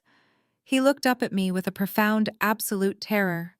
Jasmine pressed her voice, wavering, the first crack of genuine fear bleeding into her tone as she noticed her husband's total physical collapse. Trent, tell her to leave. Tell them she is lying. Why are you just sitting there? Trent's mother leaned forward in her chair, her face pinched with severe concern. Trent, darling, what is going on? She asked, her voice tight with forced, nervous politeness. Who is this woman and why is she talking to you like this? I rested my fingertips lightly on the cold leather cover of the binder. He is not going to tell you who I am, I said, shifting my gaze directly to Jasmine's terrified face. Because he cannot tell you who I am without admitting exactly what he is. You are the chief executive officer, Trent stammered. His voice was a raspy, broken whisper that barely carried over the elaborate crystal centerpieces. His hands gripped the edge of the mahogany table so tightly his knuckles were bone white. You are Apex Capital. You are the sister. It is truly remarkable how quickly you can put the pieces together when the walls are actively caving in on you, I replied, my tone devoid of any sympathy. Yes, Trent, I am the sister you banned from this table. And I am the CEO you begged for financial salvation 12 hours ago. Jasmine moved closer to him, her emerald silk dress rustling loudly in the dead silence of the room. She looked down at her husband, then across the table at me, her face twisting into a mask of pure, indignant confusion. Her brain was violently rejecting the reality unfolding right in front of her. She had spent years convincing herself that I was a pathetic, broke failure. To accept that I was standing here holding absolute power over her flawless husband was simply impossible for her to process. What are you talking about? Jasmine demanded, her voice rising an octave in pitch. Why is he calling you a CEO? What does your little dead-end office job have to do with Omnitech Solutions? Trent runs his own tech firm. He is about to close a $50 million funding round. Stop talking in riddles and get out. Brenda crossed her arms over her chest, her heavy jewelry clinking sharply. This is exactly the kind of toxic, disruptive behavior that forced us to exclude you, Kendra. You come in here wearing a nice suit, trying to sound important, throwing around corporate buzzwords to try and humiliate a man who is 10 times more successful than you will ever be. It is pathetic. It is sheer ugly jealousy. I shifted my gaze from the broken man in the chair to my mother. She stood there fiercely defending the very parasite who was actively draining her dry. The massive roasted turkey sat cooling on the table between us, a ridiculous centerpiece to a family built entirely on lies. My little dead-end job, Brenda, I said slowly, letting the sheer weight of the truth fill the room, is managing a private equity portfolio worth over $2 billion. And as of 4 o'clock this afternoon, that massive portfolio officially includes every single cent of your precious son-in-law's corporate debt. A collective gasp rippled down the length of the dining table. My Uncle George slowly placed his hands flat on the linen tablecloth, his eyes wide with shock. My cousins exchanged terrified, bewildered glances. The illusion of the high society family dinner was cracking right down the middle, right in front of their eyes. The rich scent of sage stuffing suddenly felt suffocating in the tense air. Jasmine let out a short, harsh laugh. It was a brittle, frantic sound. She reached out and placed a manicured hand firmly on Trent's shoulder. "Tell her to shut up, Trent. Shut. Tell her she is completely insane. Tell them how much your company is actually worth." Trent physically recoiled from her touch. He jerked his shoulder away, as if her hand burned him. The movement was so abrupt, so entirely devoid of the loving affection they constantly paraded in public, that Jasmine actually took a step backward in shock. The undeniable horror painted across Trent's sweating face was all the confirmation anyone in the room needed. He was not angry, he was not defensive, he was entirely consumed by panic. The perfectly styled tech executive had been reduced to a trembling shell. Trent's father. The man who supposedly hailed from old Connecticut money suddenly leaned forward. His face was flushed, and the veins in his neck were standing out against his cashmere collar. "Trent," he barked, his voice thick with a sudden rising panic of his own. "What exactly is happening here? Who is this woman and why is she standing in this dining room claiming to own your debt? You looked me in the eye yesterday and swore the Series B venture capital funding had already cleared the bank. You told me the company was flush with cash." I turned my attention to the older man, taking in his rigid posture and the terrified look in his eyes. "I am sorry to be the bearer of bad news, sir," I said with chilling politeness. "But there is no Series B funding. The venture capital firm pulled out of the deal completely 2 days ago when they realized your son's proprietary software was entirely stolen from open source code." Trent's mother let out a muffled cry, covering her mouth with her hands. The pristine facade of their wealthy New England family was unraveling just as fast as my mother's. They were sitting at a table paid for by fraud, listening to a woman dismantle their son piece by piece. "That is a lie," Jasmine screamed, slamming her hands down onto the table beside the heavy black binder.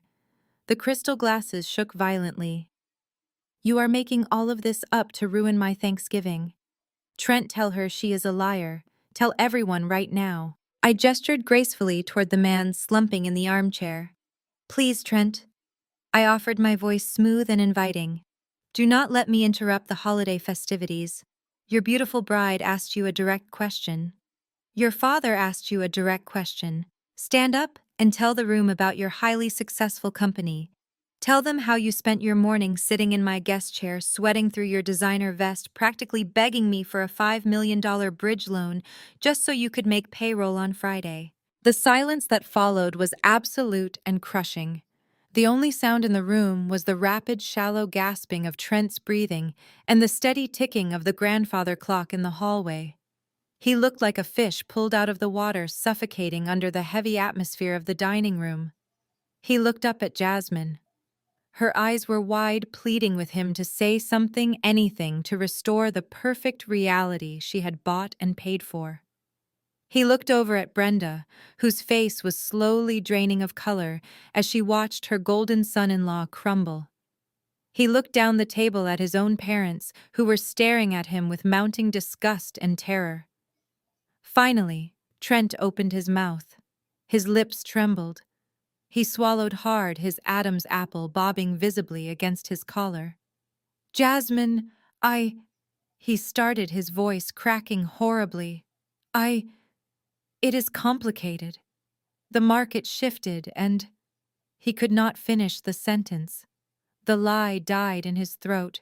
He buried his face in his trembling hands, letting out a pathetic, muffled sob that sounded more like a wounded animal than a high-powered technology executive. Jasmine stared at him. The arrogant, condescending tech bro she had married had been reduced to a weeping puddle at the head of the Thanksgiving table. Her emerald silk dress suddenly looked entirely out of place on a woman whose entire world was collapsing.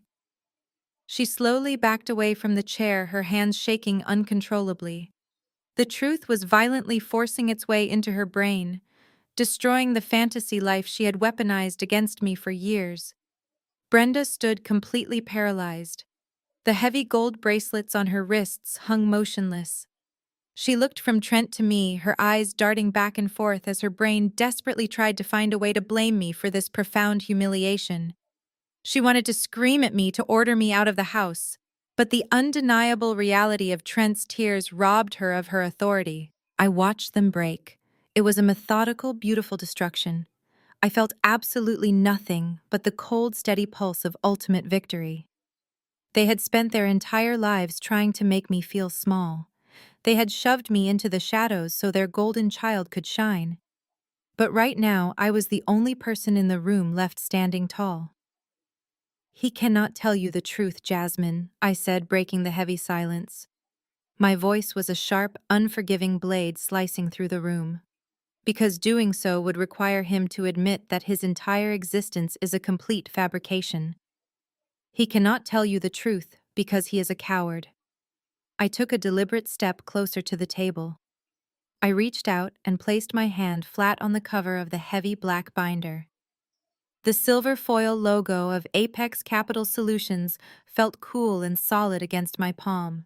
"But since your husband seems to have suddenly lost his incredible vocabulary," I continued, locking my eyes directly onto Jasmine's terrified face, "I will be more than happy to translate for him." I grabbed the edge of the thick leather cover, preparing to open the vault of their destruction.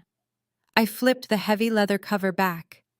The sound of the thick pages turning was the only noise in the room. The bright crystal light from the chandelier above illuminated the first document in the stack. It was the certified forensic accounting report for Omnitech Solutions, bearing the official seal of my acquisitions department. I did not rush. I smoothed the page with the palm of my hand and looked up at the sea of terrified, expectant faces surrounding the dining table. "Let us start with the foundation of this beautiful marriage," I began, my voice ringing out with absolute authority. "The myth of the Connecticut Trust Fund, the grand old money legacy that supposedly made Trent far too refined for my presence today." I shifted my gaze directly to Trent's parents. The older couple stiffened in their chairs. His mother clutched her pearl necklace, and his father looked as though he might have a cardiac event right there over his untouched plate of food. "According to the comprehensive background check required for commercial debt acquisition," I read aloud, keeping my tone entirely conversational, "there is no family wealth. The trust fund was completely depleted over a decade ago due to a series of catastrophic real estate investments. In fact, the only legacy Trent inherited was a massive mountain of unsecured consumer debt. The polished high society background he sold to my mother and sister is a complete and utter fabrication. He is flat broke." Trent's father slammed his fist against the table, rattling the silverware. "Now see here," he bellowed, his face turning a dangerous shade of crimson. "I will not have my family name dragged through the mud by some disrespectful woman in a rented suit. We are respected members of our community. You are currently surviving on high-interest credit cards and a heavily mortgaged property in a zip code you can no longer afford, sir," I corrected him smoothly, never breaking eye contact. "Your son learned his financial strategies directly from you. The only difference is that your son decided to graduate from bad investments to federal felonies." I turned my attention back to Jasmine. She was shaking her head back and forth, her carefully styled hair falling over her shoulders in a frantic mess. Her eyes were wide with a manic, desperate denial. "Your husband did not come to my office yesterday to discuss a brilliant strategic partnership, Jasmine," I said slowly, ensuring every word pierced through her delusion. "He marched into my firm because his company is bleeding cash. Omnitech Solutions does not have a revolutionary algorithm. Their entire digital infrastructure is built on stolen open-source code. They have not acquired a single paying client in 6 months. They have exactly $42,000 left in their operating account, and they have a payroll of $200,000 due this Friday." "That is a lie," Jasmine shrieked. The sound tore through the dining room like shattered glass. She gripped the edge of the mahogany table, her knuckles turning white. "You are lying. Trent just bought me a brand new Range Rover last month. We just renewed our platinum membership at the country club. He is a genius. His venture capitalists are giving him $50 million. You are just making up numbers to try and humiliate him because you have always been jealous of me. I looked at the weeping, broken man slouched in the armchair next to her. Does he look like a tech genius on the verge of a $50 million payday, Jasmine? I asked. Look at him. Jasmine refused to look down at Trent. She kept her furious, tear-filled eyes locked onto me. I do not have to look at him, she screamed, her voice cracking. I am looking at you. You are a bitter, lonely woman who cannot stand to see anyone else happy. You faked these documents. You printed out some fake papers with your stupid company logo just to ruin my Thanksgiving dinner. You are sick, Kendra. You are completely psychotic. Brenda immediately stepped forward, inserting herself between me and her precious golden child. She raised her chin, attempting to project the matriarchal dominance she had used to control me my entire life. But her posture was rigid, and the slight tremor in her hands betrayed her mounting terror. You are a jealous monster, Kendra. Brenda hissed, her voice vibrating with venom. I knew this would happen. I knew the moment I told you not to come, you would find a way to punish us. You have always hated your sister. You have always resented her beauty and her charm and her ability to attract a man of actual quality. You could not handle the fact that she married into a wonderful, wealthy family while you are still alone. So you fabricated this entire ridiculous story to tear down her husband. I listened to my mother hurl her insults. I listened to her defend a man who was actively stealing from her over the daughter who had quietly kept a roof over her head for years. There was a time in my life when those words would have cut me to the bone. There was a time when I would have internalized her cruelty and wondered what was wrong with me. But standing in that dining room, surrounded by the absolute wreckage of their financial reality, I felt completely untouchable. I am not jealous of a woman who married a federal criminal, Brenda, I replied, my voice dropping to a low, dangerous octave. And I assure you these documents are very real. Trent did not just mismanage his startup, he committed blatant corporate fraud. I turned the page in the heavy binder, revealing the highlighted forensic accounting summaries. He took the initial $2 million in seed money from his angel investors, and he systematically funneled it through a blind shell corporation registered in Delaware. I announced, reading the devastating facts to the silent, captivated audience of extended family members. He did not use that capital to build software. He used it to pay for your luxury SUV, Jasmine. He used it to pay for your country club memberships. He used investor capital to fund this fake billionaire lifestyle you are so incredibly proud of. And when the money started running out, he stopped paying his employees payroll taxes to float his minimum credit card payments. Trent's mother let out a loud, dramatic sob, pressing her face into her linen napkin. Uncle George pushed his chair back from the table slightly, as if trying to physically distance himself from the blast radius of Trent's crimes. He is facing imminent federal bankruptcy, I continued relentlessly. His original investors are currently preparing to pierce the corporate veil, which means his limited liability status is completely gone. The federal government will seize his assets, they will seize the cars, they will seize the bank accounts, and they will likely indict him for wire fraud and tax evasion. He came to my office begging for a $5 million bailout because he is terrified of going to federal prison. Stop it! Jasmine screamed, covering her ears with her hands like a petulant child throwing a tantrum. Shut up. Shut up right now. I do not want to hear another word of your lies. Mom, make her leave. Make her get out. Brenda slammed her hand onto the table. That is enough, Kendra, she commanded, her voice echoing loudly. I am calling the police. I am having you arrested for trespassing and harassment. I will not stand here and listen to you assassinate my son-in-law's character with forged papers. Trent is a good man. He would never do the things you are accusing him of. The absolute blind devotion was staggering. Even faced with the undeniable physical collapse of the man in question, Brenda was desperately clinging to the illusion. She was willing to go down with the sinking ship, rather than admit she had placed her golden child on a rotting pedestal. I closed the heavy black binder. The sharp snap of the cover hitting the table made Jasmine jump. I looked at the two women standing across from me. Their faces were twisted with rage and denial. They needed something more than printed bank statements and legal notices. They needed something they could not possibly write off as a fabrication. "You think these documents are forged?" I said, my voice dangerously calm. "You think I spent my holiday evening printing out fake ledgers out of spite? You think I am a jealous monster trying to destroy a good man?" I reached into the inside pocket of my tailored blazer. I slowly withdrew my smartphone. The sleek, dark screen caught the light of the chandelier. "Trent told me yesterday that you were his absolute rock, Jasmine," I said, unlocking the screen with my thumb. "He told me that Brenda was his biggest emotional investor. He was very eager to discuss the intimate details of his financial strategies with me when he thought I was just a naive corporate executive handing out blank checks. He was incredibly transparent about where the money came from and exactly where he hid it." I tapped the screen, opening the secure encrypted media folder.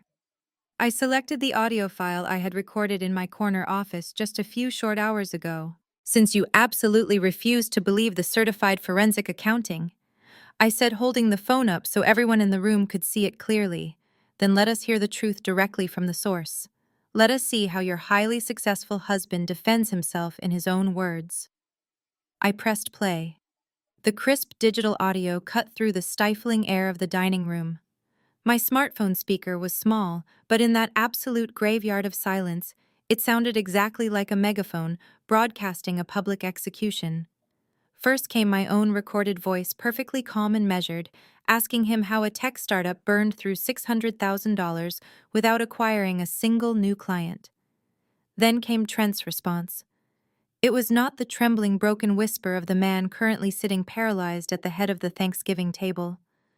It was the deep, booming, arrogant voice of the fraud who had swaggered into my corner office completely confident in his own superiority. "That is the beauty of creative accounting, Kendra," his recorded voice boasted, echoing off the crystal chandeliers and the expensive rented silverware. "You and I both know that perception is reality in the tech sector. Investors do not hand over millions of dollars to a founder who looks desperate or broke. I did not actually put Brenda's money into the Omnitech research and development budget.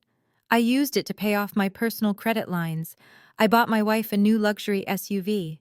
I upgraded our country club membership. I watched Jasmine's face as she heard her husband bragging about his blatant deception. Her jaw dropped open. The manic, desperate denial that had fueled her screaming just moments ago was instantly extinguished. She stared at the smartphone in my hand as if it were a venomous snake. The recording continued ruthlessly. "You used a corporate investment from your mother-in-law to fund your personal lifestyle," my recorded voice clarified. "Is Brenda aware that her mortgage went toward a country club membership instead of enterprise software?" Trent's recorded laugh filled the room.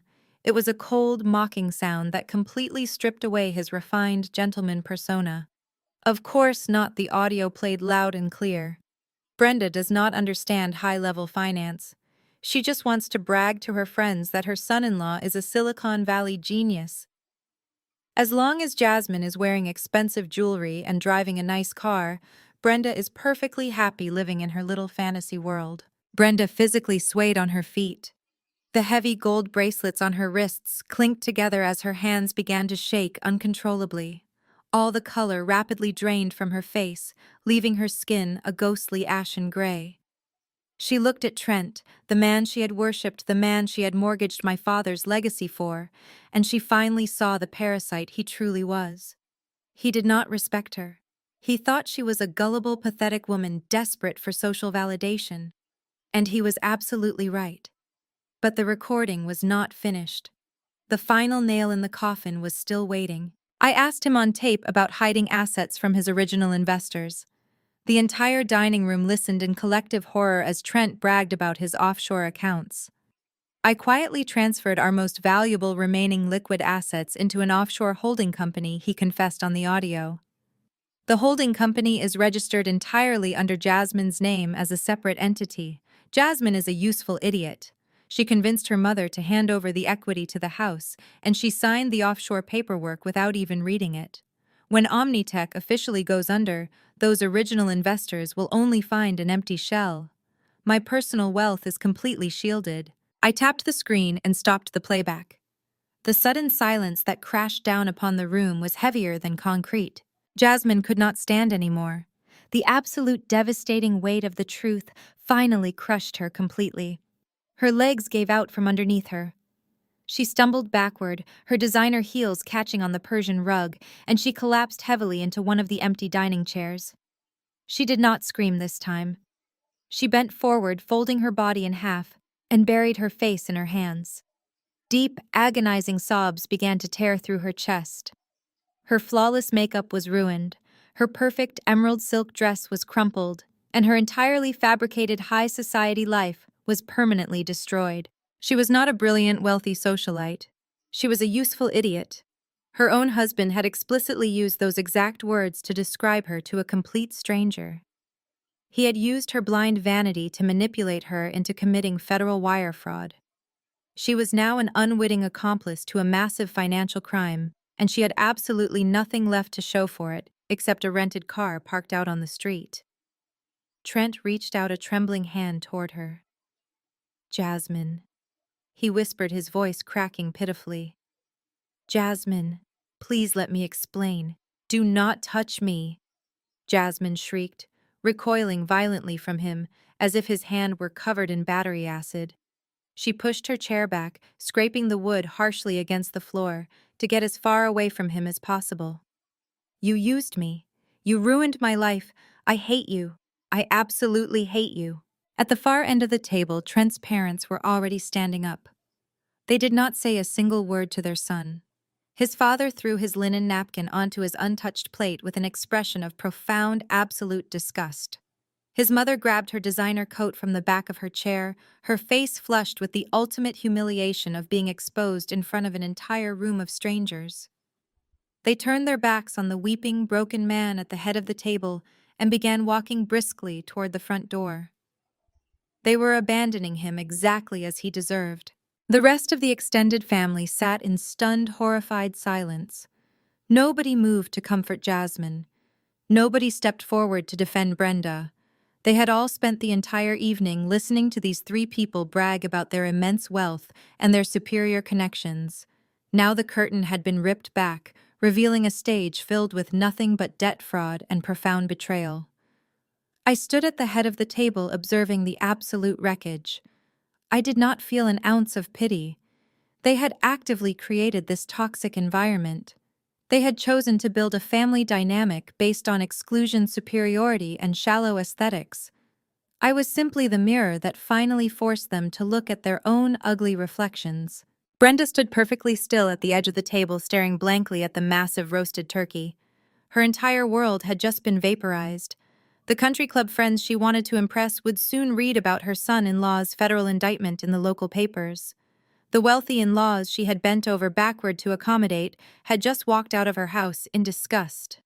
The golden daughter she had prioritized over everything else was currently sobbing hysterically into her hands, completely implicated in a massive corporate felony.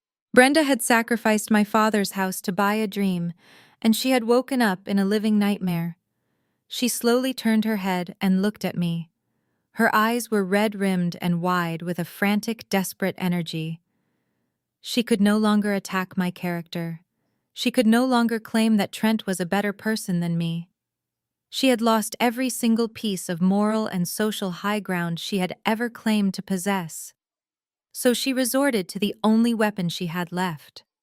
She resorted to the blind territorial authority she had wielded over me since I was a child. She believed that because she was the mother, and because we were standing under her roof, she could still command my obedience. She believed she could simply order the nightmare to end. "Get out!" Brenda hissed, her voice trembling violently with a mixture of profound grief and escalating rage. I simply tilted my head, looking at her with cold, detached curiosity. "I said, get out of my house!" Brenda screamed suddenly, lunging forward and slamming both of her hands flat against the mahogany table. The crystal wine glasses rattled violently again. You came here to destroy my family and you did it. Are you happy now, Kendra? Are you finally satisfied? Take your stupid binder. Take your little recording and get out of my house right this second. I never want to see your face again. Get out of my house. She pointed a shaking manicured finger directly toward the grand foyer, demanding my immediate exit. She stood tall, trying to summon the terrifying matriarchal presence that used to make me shrink away and hide in my childhood bedroom. But I was not a child anymore. And I was certainly not afraid of a woman who had just funded her own destruction. I looked at her trembling outstretched arm. I looked at her pale, furious face. And then a slow, genuine smile spread across my lips. It was not a smile of joy. It was the cold, calculated smile of a grandmaster moving her queen into the final checkmate position. The third and final domino was ready to fall. Your house, I repeated, letting the words hang in the heavy air of the dining room. I looked around at the crystal chandeliers, the expensive autumnal centerpieces, and the towering mahogany walls that my father had worked double shifts to pay for. It is absolutely fascinating how you still cling to that specific delusion, Brenda. I reached my hand back to the heavy black leather binder resting on the table. I bypassed the forensic accounting reports and the printed audio transcripts. I flipped to the very last section of the portfolio. I extracted a single thick stack of legal documents printed on heavy premium stock paper and secured with a blue legal cover. I did not throw the papers at her. I did not shove them aggressively. I placed my fingertips lightly on the top page and slid the smooth, heavy document directly across the linen tablecloth. It glided effortlessly past the massive roasted turkey, past the crystal gravy boat, and stopped right at the edge of the dark red wine stain, currently pooling in front of Brenda's plate. Brenda stared down at the document, as if I had just slid a live grenade across her dining table. Her chest heaving, she slowly reached out with a trembling hand and picked it up. She tried to read the bold black text printed across the top of the page, but her eyes were wide with panic, and her hands were shaking so violently that the paper rattled in her grip. Let me save you the trouble of translating the legal jargon. Mother, I said, my voice dropping to a smooth conversational tone that was entirely devoid of mercy. 8 months ago, you walked into a branch of Horizon Mutual. You signed a stack of papers and took out a massive second mortgage against the total equity of this property. You took the legacy my father bled for, and you handed it directly to a man who used it to buy sports cars and country club memberships. Brenda looked up at me, her lips parted in silent horror. She could not deny it. She knew exactly what she had done. What Trent failed to mention to you, I continued, gesturing casually toward the weeping man slumping in his chair, is that when you leverage a residential property to fund a corporate entity that commits federal wire fraud, the bank tends to notice. You defaulted on your payments, Brenda. You are over 90 days delinquent. Horizon Mutual categorized your loan as a highly toxic, non-performing asset and quietly moved to liquidate it this afternoon. I took a slow, deliberate step around the edge of the table, closing the distance between us. A private holding company named Obsidian Holdings purchased your defaulted debt in a premium cash buyout at exactly 4:45 today, I stated, locking my eyes directly onto hers. And since I am the sole proprietor and chief executive officer of Obsidian Holdings, the chain of custody is incredibly simple. Brenda dropped the documents onto the table. The heavy paper landed with a soft thud right next to her spilled wine. She backed away, her hands coming up to cover her mouth. You leveraged everything you owned to buy a fake high society life for your golden child, I said, my voice slicing through her remaining defenses. And because you did, the bank called the loan. I bought the debt. It is not your house anymore, Mother. It belongs to Apex Capital. The absolute finality of those words echoed in the dining room. The third domino had officially fallen, crushing whatever microscopic fragments of hope they had left. Jasmine stopped sobbing long enough to look up, her mascara running in dark streaks down her face. "What are you saying?" She croaked, her voice hoarse and broken. "You cannot take my mother's house. We have nowhere else to go. Trent's house in the city is leased. He told me he rented it." I turned my attention to my sister. The beautiful, spoiled, golden child who had spent her entire life stepping on my neck to elevate herself was now sitting in the ruins of her own catastrophic choices. Trent's lease was paid for with stolen funds, Jasmine, I informed her coldly. When the federal authorities execute their warrants on Monday morning, they will seize his rental property. They will seize the new Range Rover he bought you. They will freeze every single bank account holding his remaining cash, including the offshore shell company he fraudulently registered in your name. You are entirely implicated in his embezzlement. You do not just lack a home, Jasmine. You lack a future. Trent let out another pathetic, muffled groan from his chair, burying his face deeper into his hands. He was a completely broken man, stripped of his fake wealth, his arrogant pride, and his freedom. He had absolutely nothing left to offer the family who had worshipped him. I looked back down at the legal document resting on the tablecloth. I pointed to the bold text printed near the bottom of the page. "That document is an official notice of foreclosure and demand for possession," I said, addressing Brenda one final time.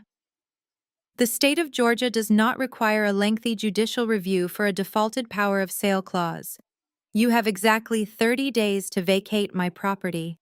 You have until the end of December to pack up your rented crystal, your fake designer clothes, and whatever is left of your dignity, and walk out that front door." Brenda did not scream. She did not argue or threaten to call the police. The terrifying commanding matriarch who had ruled our family with an iron fist of conditional love and endless criticism had been entirely erased. She sank slowly into her dining chair, her posture completely collapsing. She looked incredibly old and unbelievably fragile. She stared blankly at the cold roasted turkey sitting in the center of the table, surrounded by the wreckage of the greatest mistake she had ever made in her life. They had wanted a Thanksgiving without my abrasive energy. They had wanted a peaceful, elegant dinner with their wealthy, refined relatives. They had pushed me away to protect their perfect illusion. And now the illusion was dead. Trent's fraudulent empire was seized. Jasmine's socialite status was obliterated. Brenda's historic home was gone. The golden child and her fake white knight had been totally decisively stripped of everything they claimed to own. They were left with absolutely nothing but the crushing, terrifying reality of their own consequences. I looked at the three of them one last time. The picture-perfect family my mother had always desperately wanted to project to the world was completely shattered into a million irreparable pieces. Jasmine was curled over her knees, weeping so loudly and with such raw agony that it echoed off the high ceilings and bounced against the mahogany walls. Trent remained slumped in his chair, a hollow, trembling shell of the arrogant tech executive who had insulted me just that morning. And Brenda stood frozen, staring down at the legal eviction notice that formally ended her reign of manipulation. I did not offer a single word of comfort. I did not offer a payment plan, a grace period, or a shoulder to cry on. They had dug this massive grave with their own hands, using my father's hard-earned legacy as the shovel. They had handed that shovel to a complete fraud just because he fit their shallow aesthetic. I took my hand off the heavy black leather binder, leaving it right there next to the ruined Thanksgiving turkey and the spilled red wine. It was their new holiday centerpiece, a permanent, undeniable monument to their unchecked greed and their ultimate downfall. I turned my back on them.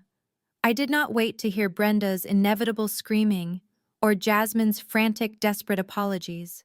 I knew they would come. I knew that within the hour my secure phone line would be flooded with demands, threats, and eventually pathetic begging. It did not matter.